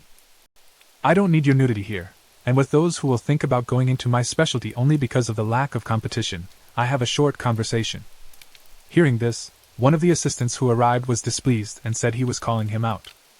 Continuing his harsh speech, the conscription teacher added, "I will simply get you expelled, that's all." When the assistants handed out the kits for the first lesson, the teacher said, "You have a skeletal set of island cesses in front of you." When Simon opened the set and saw the stacked bones, he felt their skeleton was similar to a human's but simpler and cheaper. This is a suitable object for training beginner necromancers. While the assistants were hanging the poster, the teacher said, "On the board, you see a drawing of the finished skeleton and the number of bones. So if everyone is ready, then start by taking out the number 1 bone from the set, which is the skull." The skull, by the way, was already assembled. When one of the students started the practical part of the lesson and nervously picked up the skull, he said something nasty, to which he was told that the bones were very clean. A little later, the teacher added a skull and put a finger in the sockets. On the back of the skull cap is a magic circle stencil. Put your fingers in the sockets and form a magic circle. After following all the instructions, Simon looked inside and said, "Oh, really? There is a stencil for a magic circle on the inside of the bone, so I'll try it now." At the same time, the teacher continued, "When you finish forming the magic circle." But before he could finish, he heard a shout from the audience. With a sigh of mockery, Aaron Day said, "Oh, I didn't have time to tell you so you wouldn't be scared. It activates the undead. But since I see that it's too late, well, it's okay if it is." When Dick saw that Simon had calmed down his undead and was not even afraid, he asked Simon what he had to do with undead, to which he replied that he had seen them often from the outside. To calm the noise in the classroom, the teacher tapped his hand on the table and exclaimed, "Get used to it, you necromancers or whatever. When you activate the magic circle, the summoning of the dead is almost complete. The creature cannot move yet, which is why you must construct a skeleton for it. The necromancer must know the structure of the summoned creature's skeleton by heart. The human skeleton has an average of 206 bones, while the piper has only 53, so it is a much easier target. First, find the 2 cervical spines and attach them to the skull. A summoned skeleton always has a desire to take its normal form, so if you don't confuse the bones, the assembly process will be simple," to which Simon exclaimed, "I understand." Continuing the instruction, the teacher said, "Now take the 3rd and 4th, and so on up to the 11th. Just be careful not to confuse the sequence of the spine. Island ice fish or upright walking animals, so it is very important to assemble the spinal column correctly. If you mix up something in it, you will greatly reduce the ability of your undead to walk without twisting. The right sign that you have made a mistake will be a clear creaking of the bones. At the crucial moment, your cold may simply crumble, and now go to number 16. By this time, some of the students had already managed to assemble the skeleton completely. Continuing to guide the students in assembling the skeleton, Aaron Day said, "We're almost done now, up to the 53rd. If anyone is having trouble, raise your hand. As soon as he asked about the problems, many students raised their hands and started shouting, Professor, I can't attach my leg. Professor, my skeleton is running away. At the same time, Simon, having finished the assembly, sighed with joy and said, I created the first skeleton with my darkness. The next moment, he heard his name being shouted. Looking over at the noise, Simon heard Dick say, Please look at why he's rearranging his own arm and leg bones. Pointing out the problem in the build, Simon said it was because he mixed up his dice, and he was trying to fix it, to which he replied in surprise that he was pointing to the instructions. Simon added, Look, number 21 is for the leg, not the arm, to which Dick replied, Oh, they are the same.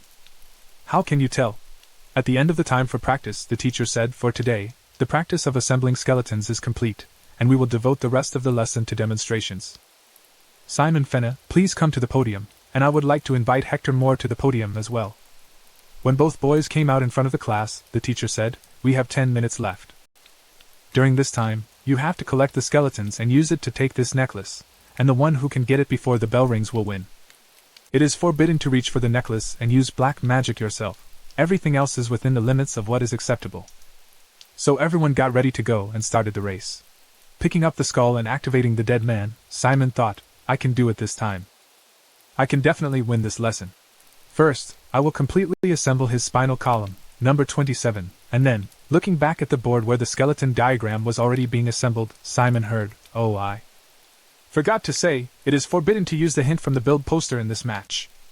Hearing that they would not have any clues, Simon reached for the set and mentally said, Well, at least the dice are numbered. I'll start with the numbers.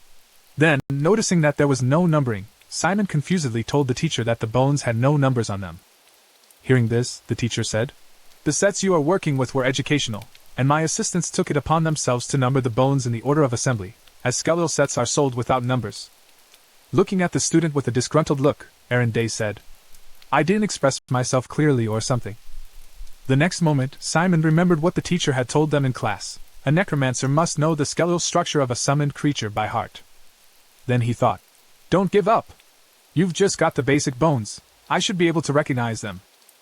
Picking up the bone, he remembered exactly.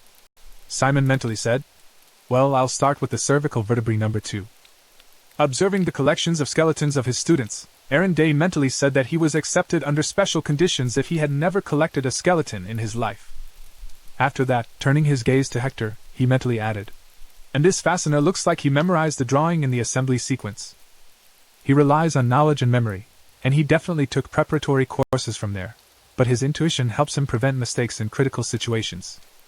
Hector, as his name is, has a talent for a special number, one close to failure, but he hasn't even been to the preparatory sessions. It seems that only Hector shows some promise in this class. Continuing to assemble the skeleton, Hector mentally said, I'll be the first. And then heard, Well done, Hector! You're almost done. Adding the final details to the skeleton, Hector mentally added, I'm going to destroy you morally so that you don't even think about going against me anymore. I have to make a fool of him. I have to break his will so that he can no longer boast that he was accepted on special terms and at number 1. Gritting his teeth in anger as he stared at Simon, Hector thought, I'm going to have you in the dust. Having completed the construction, Hector's skeleton took the necklace and attached it to himself. Then the teacher exclaimed, Hector was the first to finish. There are 5 minutes left in the lesson, and if Hector keeps the necklace, he wins. Hearing this, Simon mentally said, I overestimated my strength too much.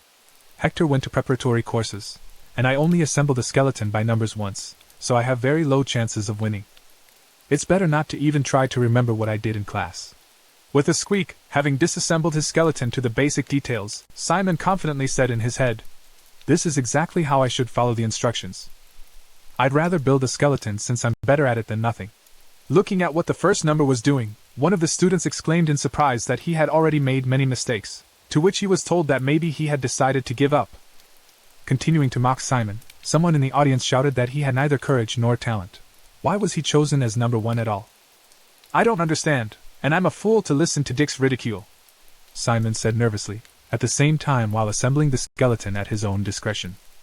Simon mentally said to himself, The professor said that you need to get a necklace with the help of a skeleton, but he didn't say anything about perfect assembly. I don't have enough time to create any kind of tab structure, so I need to simplify it as much as possible. So first, He needs to make his hands like number 20. Reaching for another cat, the boy mentally added, the number 27, not to be missed. This is an important die. 28 can be dropped, and only 29 and 31 can be put in. At one point, the teacher turned his attention to Simon and wondered if he was using the same structure of the gray rat skeleton. The gray rat is the ancestor of the island Pied Piper, whose set of bones we distributed to them, and he recreated his skeleton by simply changing the order and number of bones. Covering his face with his hand in surprise, the teacher nervously added in his head that this was not a complete assembly, but it was still a snake and had to be assembled in the perfect sequence to be able to move. How could a student who had not even taken preparatory courses do this? Did he really intuitively recreate this whole structure in his head? The next moment, hearing the shout of his friends supporting him from the audience shouting, "Simon, forward to victory!" Simon said in his head what they were saying. He continued to listen to comments from students in the audience, and this time Jumia exclaimed, "I don't know what this is, but you did it!" Thinking, "I was the first to assemble a perfect skeleton." After hearing another comment, he added in his head, "Looks don't matter, and I finished the job in just a few minutes despite the drawings." Listening to everyone in the audience cheering his opponent's name, Hector thought irritably, Hector Moore should be the center of attention. After sending his skeleton into battle against Simon's creation, the boy angrily wondered why everyone had taken his side. After attacking the enemy skeleton and cutting it into pieces, Hector smiled slightly and thought, "Well, now I've won." But at that very moment, he noticed that one of the limbs of Simon's skeleton had taken the necklace from his skeleton. Turning to the teacher, Hector nervously exclaimed, "This is a fraud, Professor Aaron! It's ridiculous! You said yourself that you need to make a necklace with the skeleton, but a bone is not a skeleton yet." Hearing his opponent's words, Simon said confidently and then snapped his fingers. The next moment, his skeleton gathered itself together and handed the necklace to its owner. At the same moment, the bell rang to end the lesson, after which the teacher said, "All right, the winner is Simon." After which he took his skeleton in his arms, raised it in the air, and joyfully exclaimed, "We won!" After a while, a dialogue took place in the professor's office. The teacher arrived and said, "I'm glad to see you, Professor. How was the first lesson? I think there are a lot of gifted students in this class. The students are admitted under special conditions, and the excellent students who took the preparatory courses stand out." To this, the professor was answered by Mean Wyland. "For example, I was pleasantly surprised when she made Cher's poison in the first lesson." To which she was told, "Blood is not water, colleague. All 7 young wildlands are outstanding students." After that, one of the attendees asked, "How has the descendant of the ivory tower proved herself?" Her colleague replied, "Oh, Serna, I've seen that the owners of the tower are not in vain proud of her." Chatelmar was also able to excel. He completely dispelled the myth about the intellectual abilities of giants, as there is an opinion that giants do not make magicians. I would ask Seidel if he is interested in magical specialties. In response to these words, another teacher said, "Wow! You already have a star student." To which he was told, "We are not yet authorized to offer mentoring to students." Then a colleague added, "Professor Bakil, you also taught your first lesson today. How did it go?" Putting the cup of tea back in the bowl, the professor asked what it was about, and you answered, "You know what I mean. You had one of your special students in Class A, personally selected Nephis." After hearing additional information from a colleague, Bakil added that he had lost 1 to 10 during a competition to another student. "I'm still not sure how much talent he has at all." To which he was told, "How unexpected! But he is still number 1. Is there really nothing remarkable about him at all?" Hearing this, Bakil replied that his resistance to magic was unexpectedly high. He had withstood 9 casts of exhaustion.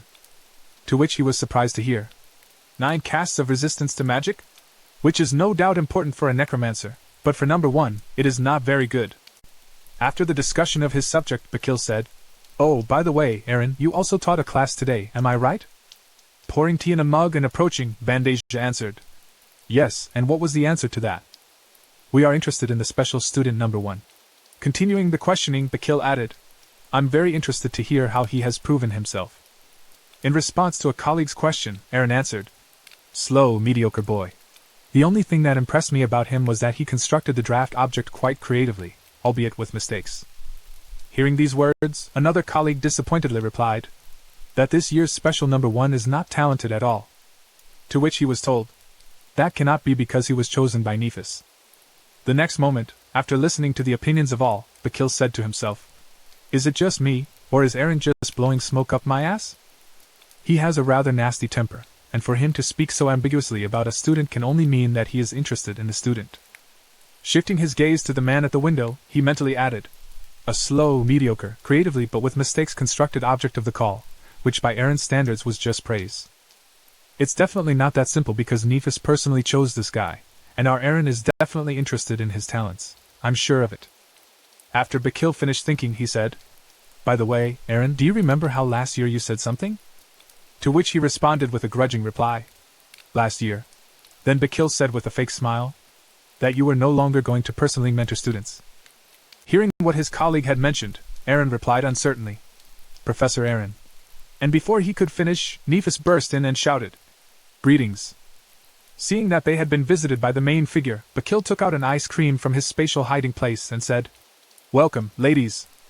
When he handed the girl the treat, she said, Oh, come on. I asked you to stop treating me like a girl. And he replied, A gentleman should treat the ladies.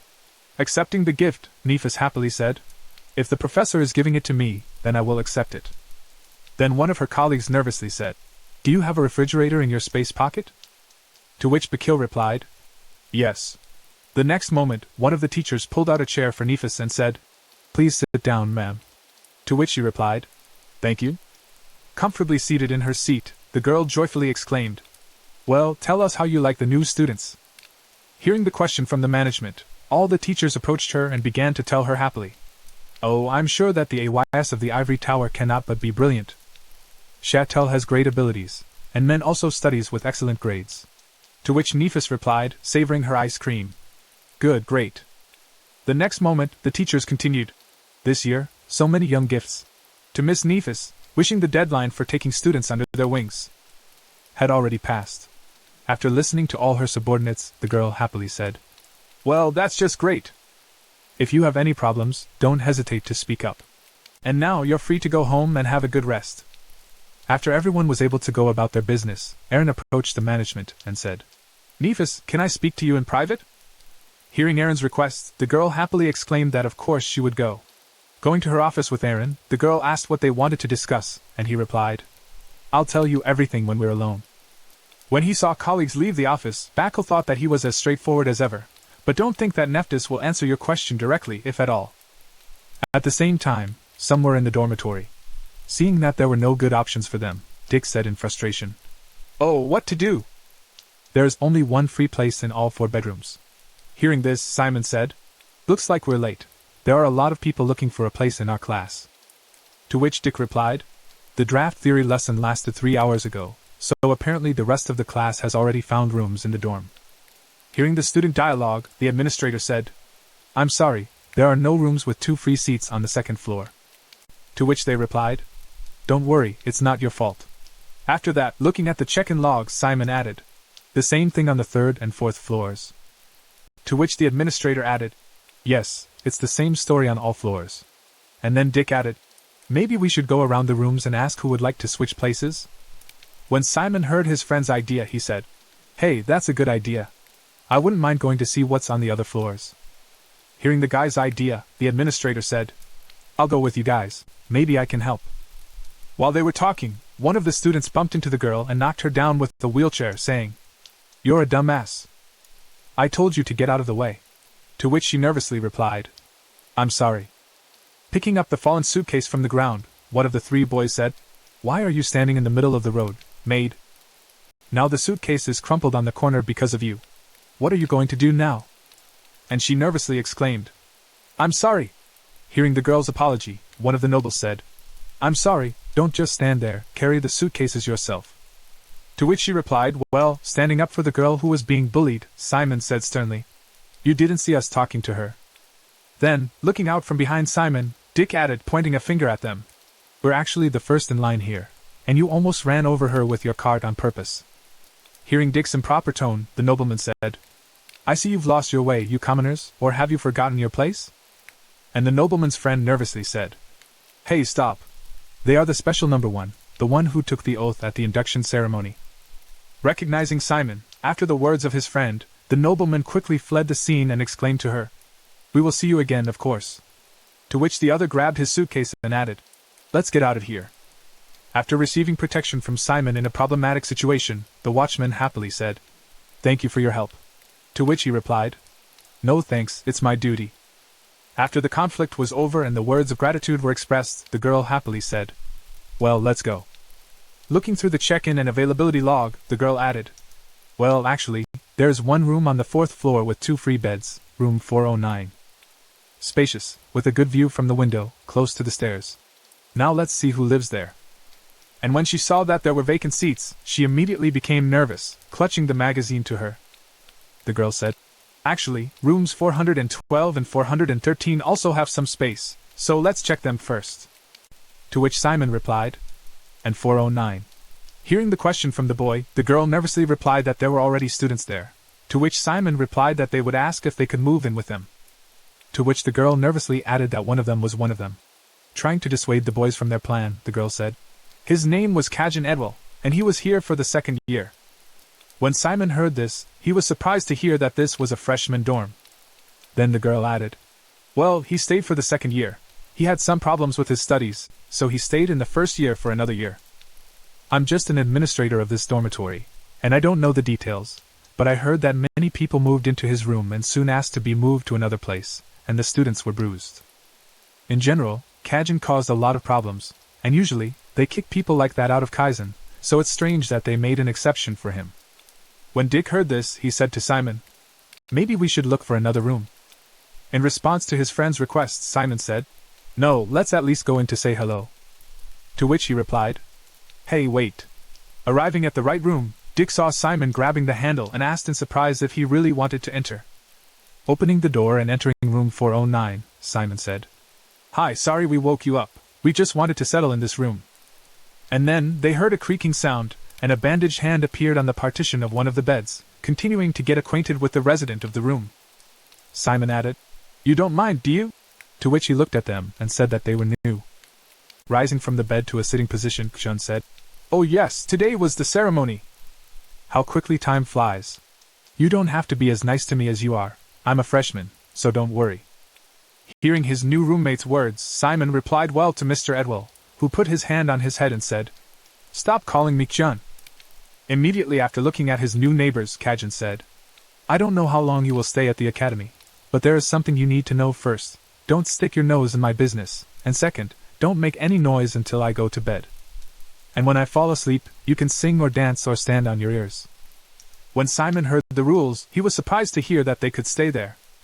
He said it didn't matter, because sooner or later everyone who moved in would end up here, and then he snored. When Simon left the room, he told the receptionist that they would be staying there for a while, and she asked him if he was sure about that. Hearing the question from the girl, Simon answered, "Yes, I don't think Jun is such a bad person." To which the administrator replied, "Well, if you have any problems, please don't delay in contacting me. I will inform the hostel manager, and I will take care of everything." To which he bowed and replied, "Well, thank you." After settling into the 409th room, Dick went through his things and asked if he thought he would really not wake up, to which his friend replied, "I don't know, but he said that you can only make noise when he's sleeping. I don't think he's such a bad person, at least as long as we don't break the rules he sets." Throwing the books on the floor to see if he would really not wake up and seeing no reaction, Dick said, "Well, we finally got a room. Let's leave our stuff here and take a shower." Simon asked in surprise, "What shower?" Entering the shower room with his friend and feeling the caressing warmth, Simon happily said, "Wow, it's so hot in here." Dick replied with a look at him, "I've never seen a person so genuinely happy about a simple shower stall." "Did you grow up in the mountains?" Simon replied, "Well, almost." After that, recalling the moment when he was using the shower, Dick added, "But I don't advise you to shout out every time you turn on the tap. People will misunderstand." To which he replied, "That I did." Then his friend replied, "That you were accepted on special terms and were number one." Everyone who was not too lazy was already saying so, and now, in addition to the fame of a talentless imposter, you would also get the fame of a hillbilly. To which Simon replied dejectedly, "What's wrong?" "Well, I still consider it a lucky thing to get into Kian." To which Dick replied, "You're right, everyone wants to get in. However, how long we will stay here will depend on our grades." To which Simon replied, "I heard that less than 300 students will stay for the 2nd year." Hearing his neighbor's words, Dick answered, "Yes, there are a lot of us here now, only because in the 1st year, students cannot be immediately weeded out. It's called the defense period.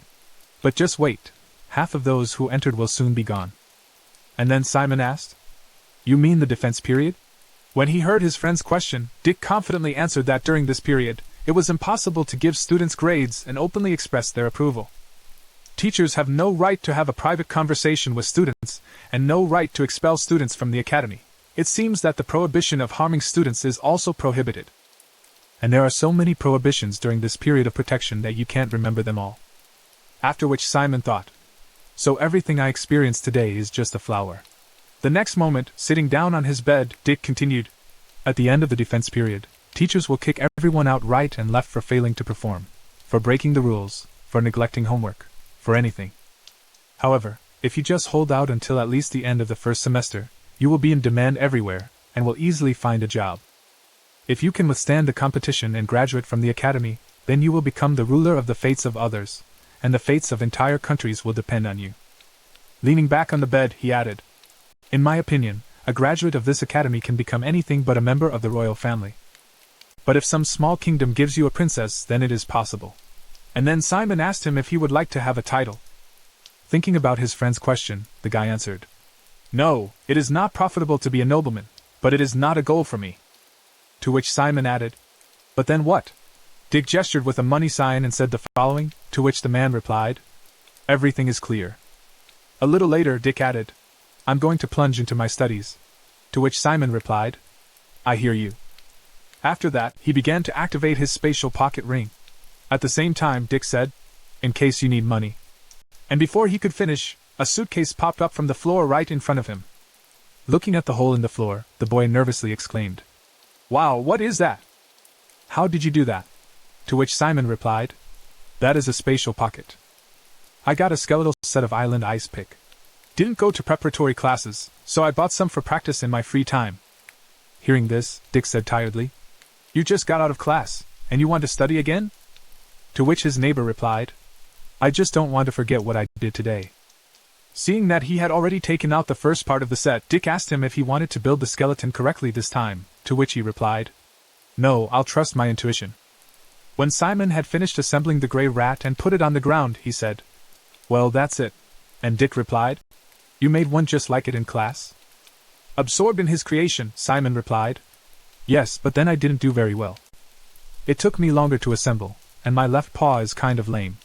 To which his friend replied, but you still assembled a whole skeleton. I couldn't have done that. The next moment, Simon put his hand on the skeleton's head and said, I'm sorry. After which it flew across the room. When he saw that he had destroyed the skeleton, Dick nervously exclaimed, you did it so well. After the skeleton was destroyed, Simon began to recall the words of his teacher, Aaron, who said that skeletons awakened by necromancy are drawn to take their natural form. This is called the force of attraction to the original form, or, to put it another way, it's just skeletal attraction. Skeletons awakened by necromancy are drawn to take their natural form. If I remember the order. Looking at the bones lying all over the room, Simon said, then it won't be hard for me to put it back together. And then exclaimed, get back to it! When Dick saw that the skeleton had put itself back together in just a few seconds, he was surprised to hear that it had come together by itself, and Simon replied, yes, you do. Thank you. Immediately afterwards, the boy added, I don't understand how you do it if you didn't even go to preparatory courses. And then he started yawning sweetly. Seeing that his friend was tired, Simon said, you go to bed, and I'll practice for a while. To which he replied, I'm going to sleep. What is our first lesson tomorrow? The dynamo of darkness. Confidently answered the question from his comrade. Simon, lighting a flashlight and sitting the skeleton in front of him, looked at the instructions and said, this time I'll follow the drawing. So you need to connect the knee joints like this so that they stand correctly. Interestingly, maybe then he will be able to walk straight. After conducting some experiments, Simon began to record everything, dictating that simply turning the joints does not help. The formulas for assembling skeletons are the result of centuries of experience of necromancers. Most likely, this experience was gained through trial and error, and this is the way I'm trying to find the right formula now. Each task has a reason for its value. Using trial and error to try to recreate the formula for the correct assembly, I begin to understand how much the necromancers of past generations had to go through. When Simon had finished making some changes to the skeletal structure, he said, I tried to swap bones number 25 and 31. If I see that this combination doesn't work, I'll put them back in place. No matter how much I think I can do something better, you still have the only skeletal structure that makes your movements most natural, and I'm learning so fast. The next moment, taking up a book with the information he needed, the guy added, "Well, I must continue my search." Recalling the moments of his presence at the conscription of the dead, Simon mentally said, "My father hid the skeletons in our village to help the villagers, and Lorraine also summoned skeletons to deal with street robbers." Looking at his mouse skeleton, the boy said, "I wonder what I lack to be able to do that. I'm already looking forward to the next lesson." The next day, when the lesson on the dynamics of darkness began, the students heard that darkness is the main power of a necromancer, and that's why the dynamics of darkness is the basis of all the basics. For you, this course was taught by Eric, a professor of the dynamics of darkness. So how exactly does darkness allow us to create black magic? To do this, you need to understand the laws of the flow of darkness, the meaning of runes, and magic circles. Runic writing dates back to the time of the Temple of Del and the Bowl of Eternal Flame. At first, no one wondered why that fire never went out, and all because of this it was considered a manifestation of the power of the gods, and asking questions about such manifestations was simply impudence. One day, the ministers of the temple noticed some letters in the ashes of the eternal fire, and they were amazed that this flame was not extinguished by scribbled letters. Here's the story of how the runes were discovered. The necromancers and wizards of antiquity supplemented and improved this writing, and it has survived to this day. Starting to draw something on the board, the teacher said, "Here are additional runes on top of those that were opened near the eternal fire, and here are 2 magic circles using the above new runes. One of these magical circles is inoperative, and on the right side of it is a working circle. The only difference between them is how the runes are used. You have all already worked with pencils more freely. Darkness is used in this case." Interrupting in mid-sentence, the teacher put down the chalk and said, "Let's finish the lecture. I have homework for you. Take the inoperable magic circle that is drawn on the board and here is the text with correct punctuation. Work on the mistakes and show me the correct drawing that will make it possible to activate it. I'm also going to call 3 students to the board at my discretion to present their work, and I'll see you for the next assignment." When Dick got out of class and went to the garden near the academy for a break, he said tiredly that the dynamics of darkness are so heavy. Simon answered him with a precise observation, throwing his hands behind his head. Dick added that he remembered his math lessons with his father. "Why can't you just give us the right formula and deduce it yourself?" His friends answered him, but I still liked it. I didn't understand more than half of the lecture, but I liked the way he explained everything, to which Dick replied, "You just like Casey, that's all. You were telling me all morning how much you like the shower and the smelling soap." Then the boy slapped me on the back. Arriving at the open area, the boy asked his friend Simon what was next on the schedule, to which he replied that we would have combat magic. Then he heard that the lesson would be here, and where was our teacher? The next moment, pointing to a spot in front of her, Jamie Victoria exclaimed, "Hey, look over there." Looking in front of them, where a pile of dust was rising, the students exclaimed in surprise, "Something is running toward us." Or was it just me, or was the ground really shaking? Before they could finish speaking, they heard a joyful voice saying, "Bugaloo. Welcome newcomers. Professor Hong Pang will be teaching a lesson on Mount Rogue. Jump on hippos and go." Hearing what is required of them, the students nervously exclaimed, "Jump on hippos." At the same time, leaning over to his friend, Dick whispered, "Actually, don't be surprised. Hong Pang is famous even among the teachers at Kaizen. I heard that she lives in the mountains camping on Mount Rogue," to which Simon replied in surprise, "Are you serious?" The next moment, one of the students said, "Hey, uncle, you want us to climb these giants? You could have at least put a blanket on them or something." When he heard the presentation from one of the students he was supposed to deliver to the mountain, the man jumped up from the hippo's back and flew forward, landing spectacularly on the impudent disciple. He heard, "What are you doing, and how dare you command us commoners? We are Kaizen disciples." "What impudence?" To which he replied that he was a commoner. Looking up at the impudent nobleman who decided to be rude to him, the man said angrily, "I wonder where you come from, you rude people. I'm not a commoner here. Remember this, you'll need it." When he heard the man's name, the boy exclaimed, "I'm sorry." Ada smilingly asked him what he was saying, and the student repeated, "I'm sorry, mister." Ada. Looking at what was happening to the impudent, Simon whispered to Dick, "These upstarts are all stepping on the same rake," to which he whispered back, "I'm telling you, you're very different from most nobles." After getting down from that nobleman, Ada happily announced, "We're late, so get on the saddle. No more than 3 people per animal." After hearing Ada's instructions, the students gathered around the hippos and shouted goodbye. Climbing on the animal with his friend, Dick nervously said, "Oh, he's so fat that it's impossible to climb on him." At that time, Simon saw someone else trying to climb on. Hearing Ada's words, who asked if everyone was settled, the girl exclaimed, "Oh please, wait." When Simon saw that she was not able to get out on her own, he offered his hand and asked, "Do you need help?" Grabbing the girl's hand, the guy easily pulled her onto the animal and sat her down in front of him. When everyone had taken their places on the animals, Ada confidently exclaimed, "Well, everyone, hold on tight." After giving the command to his hippos to move, the guide heard nervous voices from the students. "Mr. Ada, I'm going to fall. What should we hold on to?" Looking around at the rest of the students who were struggling to stay on the animals, he exclaimed, "Overcome the difficulties. Train your will. This is part of today's training." After these words, he looked back at the disciples, smiled joyfully, and said, "If you fall, you will die under the feet of other hippos. How do you like this prospect? Once or twice a year we have accidents." Where students hear this and nervously exclaim, "What does it mean?" Realizing what Mr. Ada had just said, everyone started shouting, "Stop! I want to get off. I'm sorry. Help me." To which Ada replied, "Stay in the saddle. We don't need students who can't even stand a hippo ride." Arriving at the right place, all the students left the dangerous transport and fell to the ground, after which they began to distribute water to each of them with the words, "Take this." Catching their breath and enjoying the watering hole, they happily said, "How good it was to drink. Thank you very much." Before they could catch their breath, they suddenly heard a woman's voice say, "Welcome to class, children."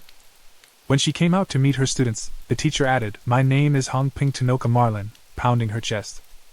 The woman added, "I am your teacher of martial magic. The giant hydra that burned down 4 parishes, the Hydra Kunder, a legendary necromancer, fought against this titanic monster for 5 days, and Hong Ping Tanoka Marlin, a professor of martial magic, achieved a glorious victory by breaking all 100 necks of the hydra with his own hands." After introducing herself to the students, the woman joyfully said, "Please stand up, and now I'm going to ask you to line up in 4 rows."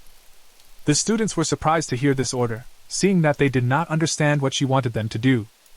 Mr. O.T. repeated, "In 4 lines! Hurry up!" To which the students responded. Well, as Simon followed the rest of the students, he thought to himself, "Where are we going?"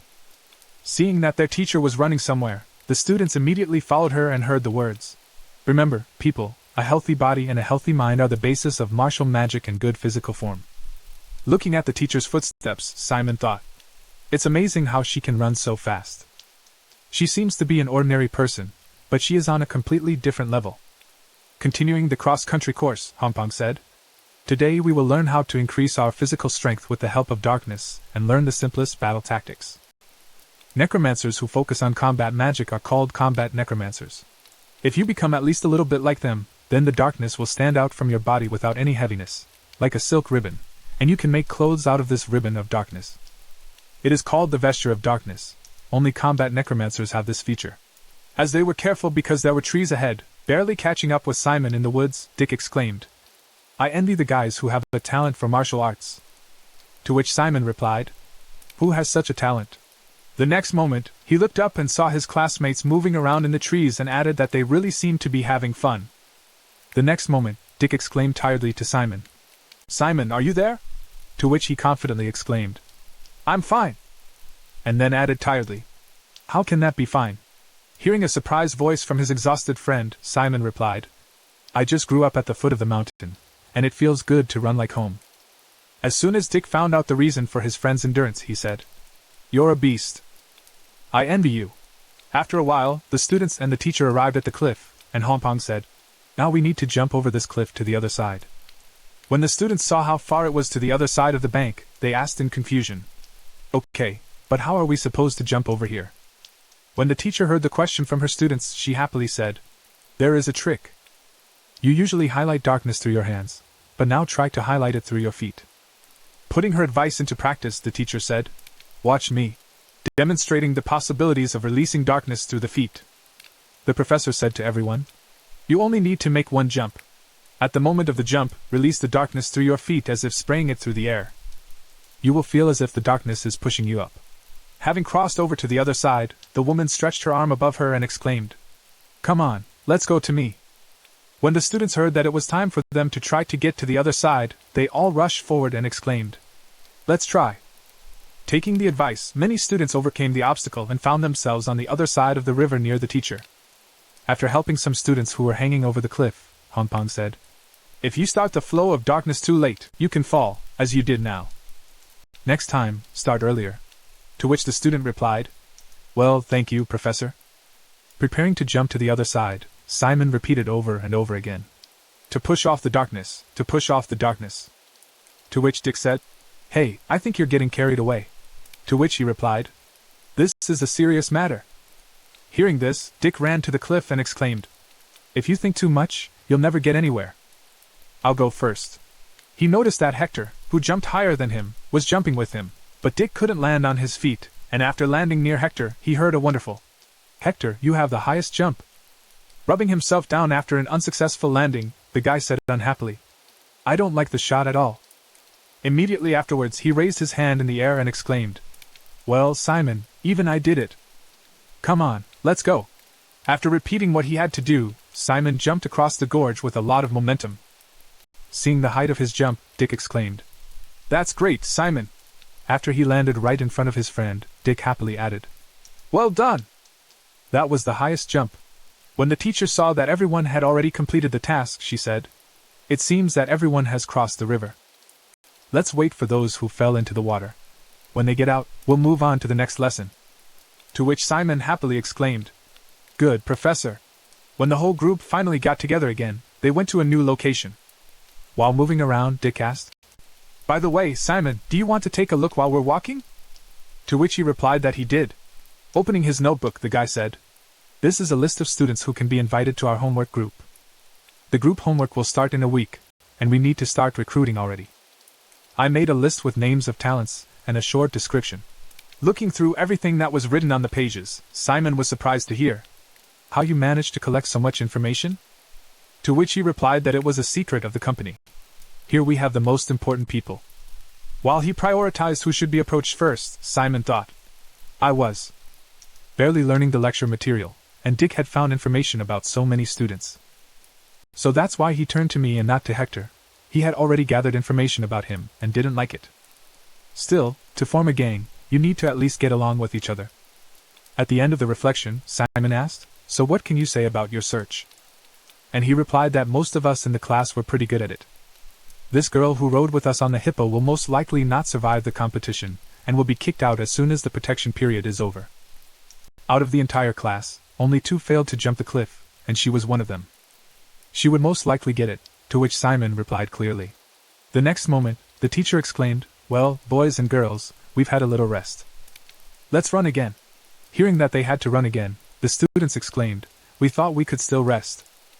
At the same time, Simon, who was happy to continue jogging, said, "I like this lesson so much. It's so dynamic."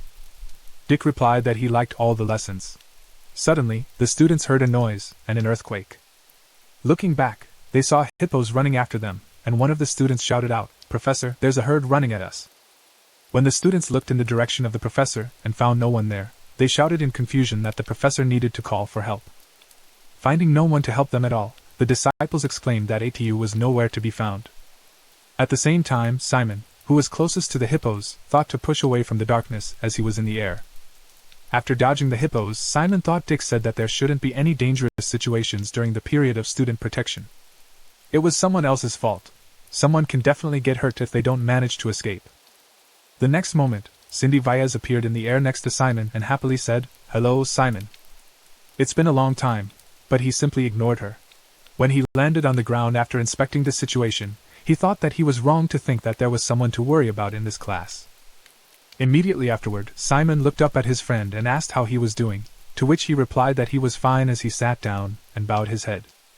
After the danger had passed, Simon thought, "I shouldn't have worried. I still have to compete with 1,000 other students like him." At the same time, Dick, who saw Simon's strange behavior, asked, "Hey, are you sure you're okay? You're probably a little confused, but don't worry. All these animals are under the full control of Professor Hongbing," he said, and he heard a surprised response. The next moment, Dick added confidently, "Yes, she is a master of magical martial arts, but she has druids in her family, so she has power over all animals. From above, I saw hippos walking around. Those hippos fell to the ground at the same time as the students arrived after they had survived the incident with the hippos. ATA exclaimed, "Don't stay up too late. It's time to get up," to which the students responded, "Well." Seeing that the students were getting up rather slowly, Mr. OT exclaimed, "The hippos will soon turn around and run back. Quickly!" Hearing this, the succubus girl stood up sharply and exclaimed in fright, "Good." Then Ada added, "The professor is waiting for you over there." As the students began to approach Hongping, she shouted out, "No more obstacles. Everyone race to me and squeeze all the speed out of you." When everyone finally got to the teacher, she said, "Well done, everyone. Now you can rest. Oh, I'm sure you won't have lunch until after class, but I thought you'd be very tired, so I contacted the administration." The next moment, pointing to her left, she said, "Look at what the students shouted." "And what's over there?" Seeing a trolley with assistants in a mobile kitchen, the students shouted, "Lunch." When the assistants began to carry boxes of food to the students, the teacher asked if they wanted to eat, and they exclaimed, "Yes. You are the best, Professor." Tasting the lunch delivered to them for training, Dick said, "There is no one better than her, Professor. She fed the students, sacrificing lesson time for something you don't see from other teachers." To which Simon replied, "By the way, Dick, you don't see that from other teachers. I had heard about something else before when I came to Kien." When I heard this, the guy was surprised to hear what it was about. Then Simon added, "I was told that Hongping was a typical Kien teacher." Hearing this, Dick replied, "Hongping was a nature lover, a typical Kien teacher." "Who told you such a stupid thing?" Then Simon remembered the words of his friend who had told him that among the teachers there was a Professor Hongping, and then thought, Lena Knapp's daughter had told him. After finishing lunch, the students heard, "Let's wrap it up, folks. In 10 minutes, we'll be heading back to the academy." After hearing what the teacher had just said, Simon also heard from one of the students, and he thought, "We would rest and go back on the hippos." The next moment, looking out into the vast expanse that opened up before him, Simon thought, "I have a feeling this is just the beginning." After lining up all the students in front of her, Teacher Hongping asked if any of them had wristbands for their cats. And I gave them out and was told, "Yes, Professor." Then she gave her next order. "Listen carefully now, everyone will fill it with their own darkness." As soon as the students have followed the teacher's order and pointed back to themselves, they said they all know what a depletion spell is. "Look at the flag. You must get to the hill under the influence of the spell of exhaustion. Get ready. And of course, I will keep an eye on those who are lagging behind, feeling the power of the debuff." Dick thought, "Processor, are you seriously legitimate?" And then shouted out to everyone to start. "Let's get ready and go. Let's keep up, continuing to overcome step by step." Simon mentally said, "Every step I take is a great effort, and I feel dizzy." However, preparatory courses will not help anyone now. This test will show who has the endurance and willpower. If I fall behind now, all other studies will only be harder for me. Continuing to overcome each step with a known effort, the boy confidently added in his head, "I will do it, no matter what it takes." Not far from Simon, Hector was also crawling with his last strength. He happened to notice him and thought, "You bastard." Again I used my own methods to get ahead, but he still caught up with me. Gathering his strength, the guy thought, "Okay, I'll grind you to powder right here." Seeing how a couple of guys were trying in vain to get to the finish line first, the teacher happily exclaimed, "You're almost there." Suddenly, a girl walked by them as if nothing had happened and won the competition, after which the teacher said, "Meanwhile took first place. I congratulate you on your victory." She bowed and replied, "Thank you, Professor." Immediately afterwards, the professor was surprised to hear, "You walk with a normal gait and not at all tired. How did you manage it?" To which she replied, "I used the formula for resisting the spell of exhaustion." Hearing the answer, the professor replied, "Well done. You can rest." To which she responded, "Yes, Professor." At that very moment, Hector mentally said, "I didn't know you could just protect yourself from a spell." The next moment, one of the assistants nervously informed the professor that a wounded man had sprained his ankle, to which she replied, "Okay, I'll take a look." After running past a couple of guys who were fighting so hard for first place, the girl exclaimed, "You've almost reached the goal. I believe in you." The next moment, using a spell of resistance to exhaustion, Hector said angrily, "This is just a mockery." When Hector saw that the student had reached the OT checkpoint, he shouted out, "Second place." After passing the test, the guy immediately went up to me and said, "What are you doing in a martial arts class, removing a curse from yourself? You think I'm sweating it out just because I don't know how to remove exhaustion?" Of course. What can you know about the world if you've lived your whole life in an ivory tower like a princess? The girl replied. You want to fight me? Hearing the question from the girl, Hector answered. No, I'm just saying that teachers will not give us grades during the defense period, during which time it is important to show your diligence and discipline to earn a good reputation with teachers. And this stupid thing you just did probably showed Professor Hong Hong that you can't be trusted. To which the girl replied, You're really so disappointed that I bypassed you? Why are you showing me this? Hector added, I'm asking you not to cheat in class anymore, that's all. As for you personally, I have no interest in you. I said goodbye. At the same time, the assistant handed the student water and told Simon. Valencia took third place. To which he replied, Thank you. While resting under a tree, Simon was approached by his friend, who tiredly said to Simon, I'm going to die. To which he replied, You did it. I'm tired. The next moment Dick added, How do you think we'll get back? If they tell me I have to climb the hippo again, I'll just bite my tongue and die on the spot. When everyone had finished the test and had a little rest, the teacher called out to the class to gather around. Since you are so tired, I asked the administration for a favor and was granted permission to teleport. So get in line. Upon hearing this, the students joyfully exclaimed, Thank you, Professor. Moving the students one by one, the girl said the following, after which Simon and his friend said, We are leaving. Using the magic circle, Simon found himself in a strange building that did not look like Kian at all. Looking around after a hard landing, Simon said in confusion, Oh, where is it? I don't think it's Kian. It somehow looks more like my house in Lille. The next moment he heard the teacher's voice saying to him, I'm sorry for scaring you, Simon. Please sit down, and I'll explain why I moved you here. I secretly adjusted the magic circle of the teleport. It helped me. We made the magic circle react to one of the students differently. To which Simon responded in surprise, In the sense of me? Holding out a glass to Simon, the teacher added, It was your darkness that was the idea to move you to another place. Pouring water into a glass, Hong Pong said, Do you know why I did that? And the boy replied, I don't. Then the girl confidently said, Of course. I am responsible for the safety of each of the students, and that is why we decided to move you to my house. I also just wanted to talk to you in person without any prying ears. When Simon heard another reason for his move here, he asked me what was wrong with her. Hands folded in front of her, the teacher said to the students, We are not allowed to talk to them in person until the end of the defense period, but I know that some professors have already broken this rule.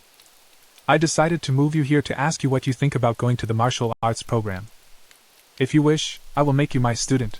Hearing this, Simon asked in surprise what it meant to be her personal student. In response to Simon's question, Hong Pang answered, Exactly that. I will teach you myself. As a personal student, I will be able to teach with full responsibility and dedication. We are allowed to take no more than 3 students from each stream. The better the professor, the better his student, and I want to give this rare opportunity to you, Simon. Extending her hand after the announcement of the rare opportunity, she added, What do you think, Simon Felina? Do you want to become my personal student? To which he replied in confusion, I don't understand you. I didn't prove myself in the class, unlike all the others. I could barely cope with the tasks and still took 3rd place, and today is only the 2nd day of classes, so I sincerely do not understand why you are offering me mentoring. Hearing that he was so self-critical and underestimated himself so much, Hong Pang happily told the students that it was possible and important to take a place. But the teacher looked at him and said, First, you used the darkness so well when overcoming the cliff because it was the first time for you. He replied, Oh, you're right. Then the teacher added, Despite this, you also jumped higher than everyone else in the class. It can't be a coincidence, it's definitely a talent. Also, when you climbed the hill under the curse, you survived the race relying only on your strength and endurance, unlike the first 2 disciples. It may not seem like a big deal to you, but to me, it speaks volumes. That's why I chose you. Your stamina, willpower, and outstanding talent for controlling darkness will show up best in martial magic, and I think you'll be even stronger than me in a few years. Even more, I'm determined to make you the strongest mage in the world. After listening to his teacher, Simon said, Professor, I am grateful to you for such a generous offer. Rising from his seat, Simon added, But to be honest, I have to decline. She replied, But why? Then Simon said, Actually, now I see a lot of craving for another subject. To which she added, Well, that's fine. Stretching out at the table after the conversation, Hong Pang happily said, Well, thank you for telling me about it right away, but that doesn't mean I'm going to back down or give up," Simon said, surprised to hear what she was talking about. Then the girl confidently said, "You have a whole year ahead of you. That's why I'll have plenty of time to convince you." To which the guy replied, "Why are you willing to go so far from me?" In response, she said, "I'm just really curious how strong you can become, and I want to know the answer to that question, even if it is not related to my mentoring request." Using the magic of teleport, Hong Pang added, "Finally, you can contact me with any questions." To which he replied, "Thank you, Professor." Creating a magic circle on the floor, the girl said, "I will ask you to keep this meeting secret for the period of student protection, though. And yes, the teleporter will definitely bring you to Keys this time." Hearing this, Simon smiled happily and said, "Thank you very much." After waving goodbye, Hong Pang said, "Well, go ahead, and see you in the next class." To which he replied, "Goodbye, Professor."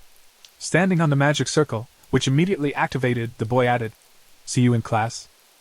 After the personal dialogue with Hong Pang was over, A came into her room and asked her how Simon had responded, to which she said he had refused. Hearing this, A exclaimed angrily, "How dare he refuse? Can you offer mentoring to Hector? He is much more gifted in magic. I don't understand at all why you're interested in this Simon." To which she replied, "He is a genius." A asked her in surprise, "Are you serious?" Then the girl folded her arms in front of her and confidently said, "I've seen a lot of gifted children in Kaisa, but I have never met a genius like him." Arriving at the shower room, Simon met his friend there and asked him where he had been for so long, to which he replied that something was wrong with the teleporter. Immediately after that, Dick added happily, "Oh, by the way, you know what happened to me?" "You'll never guess." To which Simon asked, "Well, what?" Then the boy said happily, "When I stepped on the teleportation circle, I felt that my body might have moved, but suddenly something stopped me. And when I came to, I found myself in a completely unexpected place. I was like, where am I? But as it turned out later, I found myself in Professor Bach's office, who was sitting on the couch right in front of me when I arrived." When Simon heard exactly where he had ended up, the curse theory teacher asked in surprise, and Dick happily added that he had. When Simon heard about the interesting teleporter overlay, he asked, "What happened next?" And he replied, "He made me clean his entire office." Told by Keys and alumni that professors often intercept students during teleportation, I think this is my case. Professor Basil has noticed me. Maybe he'll make me his personal student. To which Simon replied, "Well, maybe." Jumping on the spot with joy, Dick began to exclaim, "You know what it means to be a private student? It's complete freedom of learning. It's a pleasure. The professor is even able to protect you from punishment and expulsion." To which his friend replied, "Let's keep it down." Hearing Simon's request, Dick said excitedly, "I can't be a little quieter, it's important." He was answered with, "Such nonsense I've never heard in my life."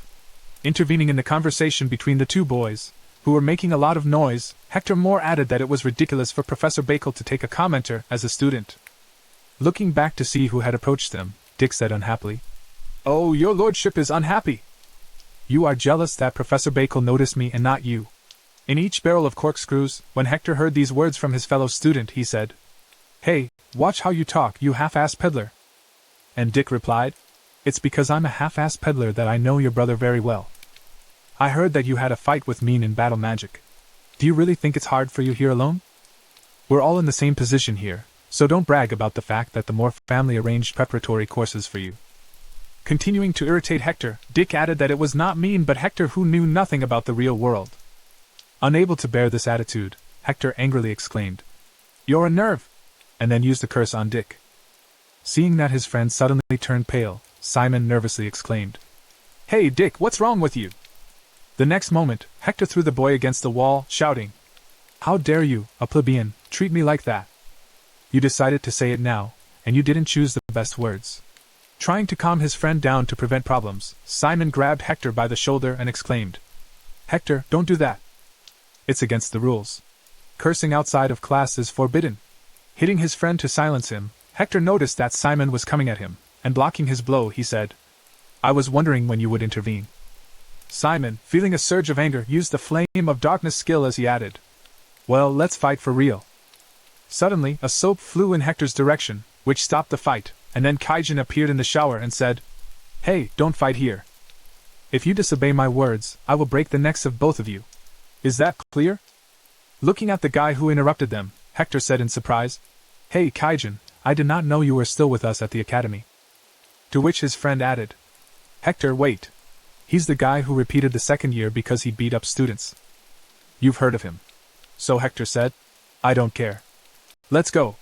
Leaving the shower stall after the intervention of a third party, Hector said goodbye to Dick. Be careful next time, I won't forgive this again. After the situation was resolved, Simon happily said, Kaijin, thank you for the help. But before he could finish, he was interrupted by a man who said, Get out of the way. When Kaijin also left the shower, Simon said happily to his friend, You see, he's not a bad person at all. And Dick added, rubbing his neck, Yeah, sure.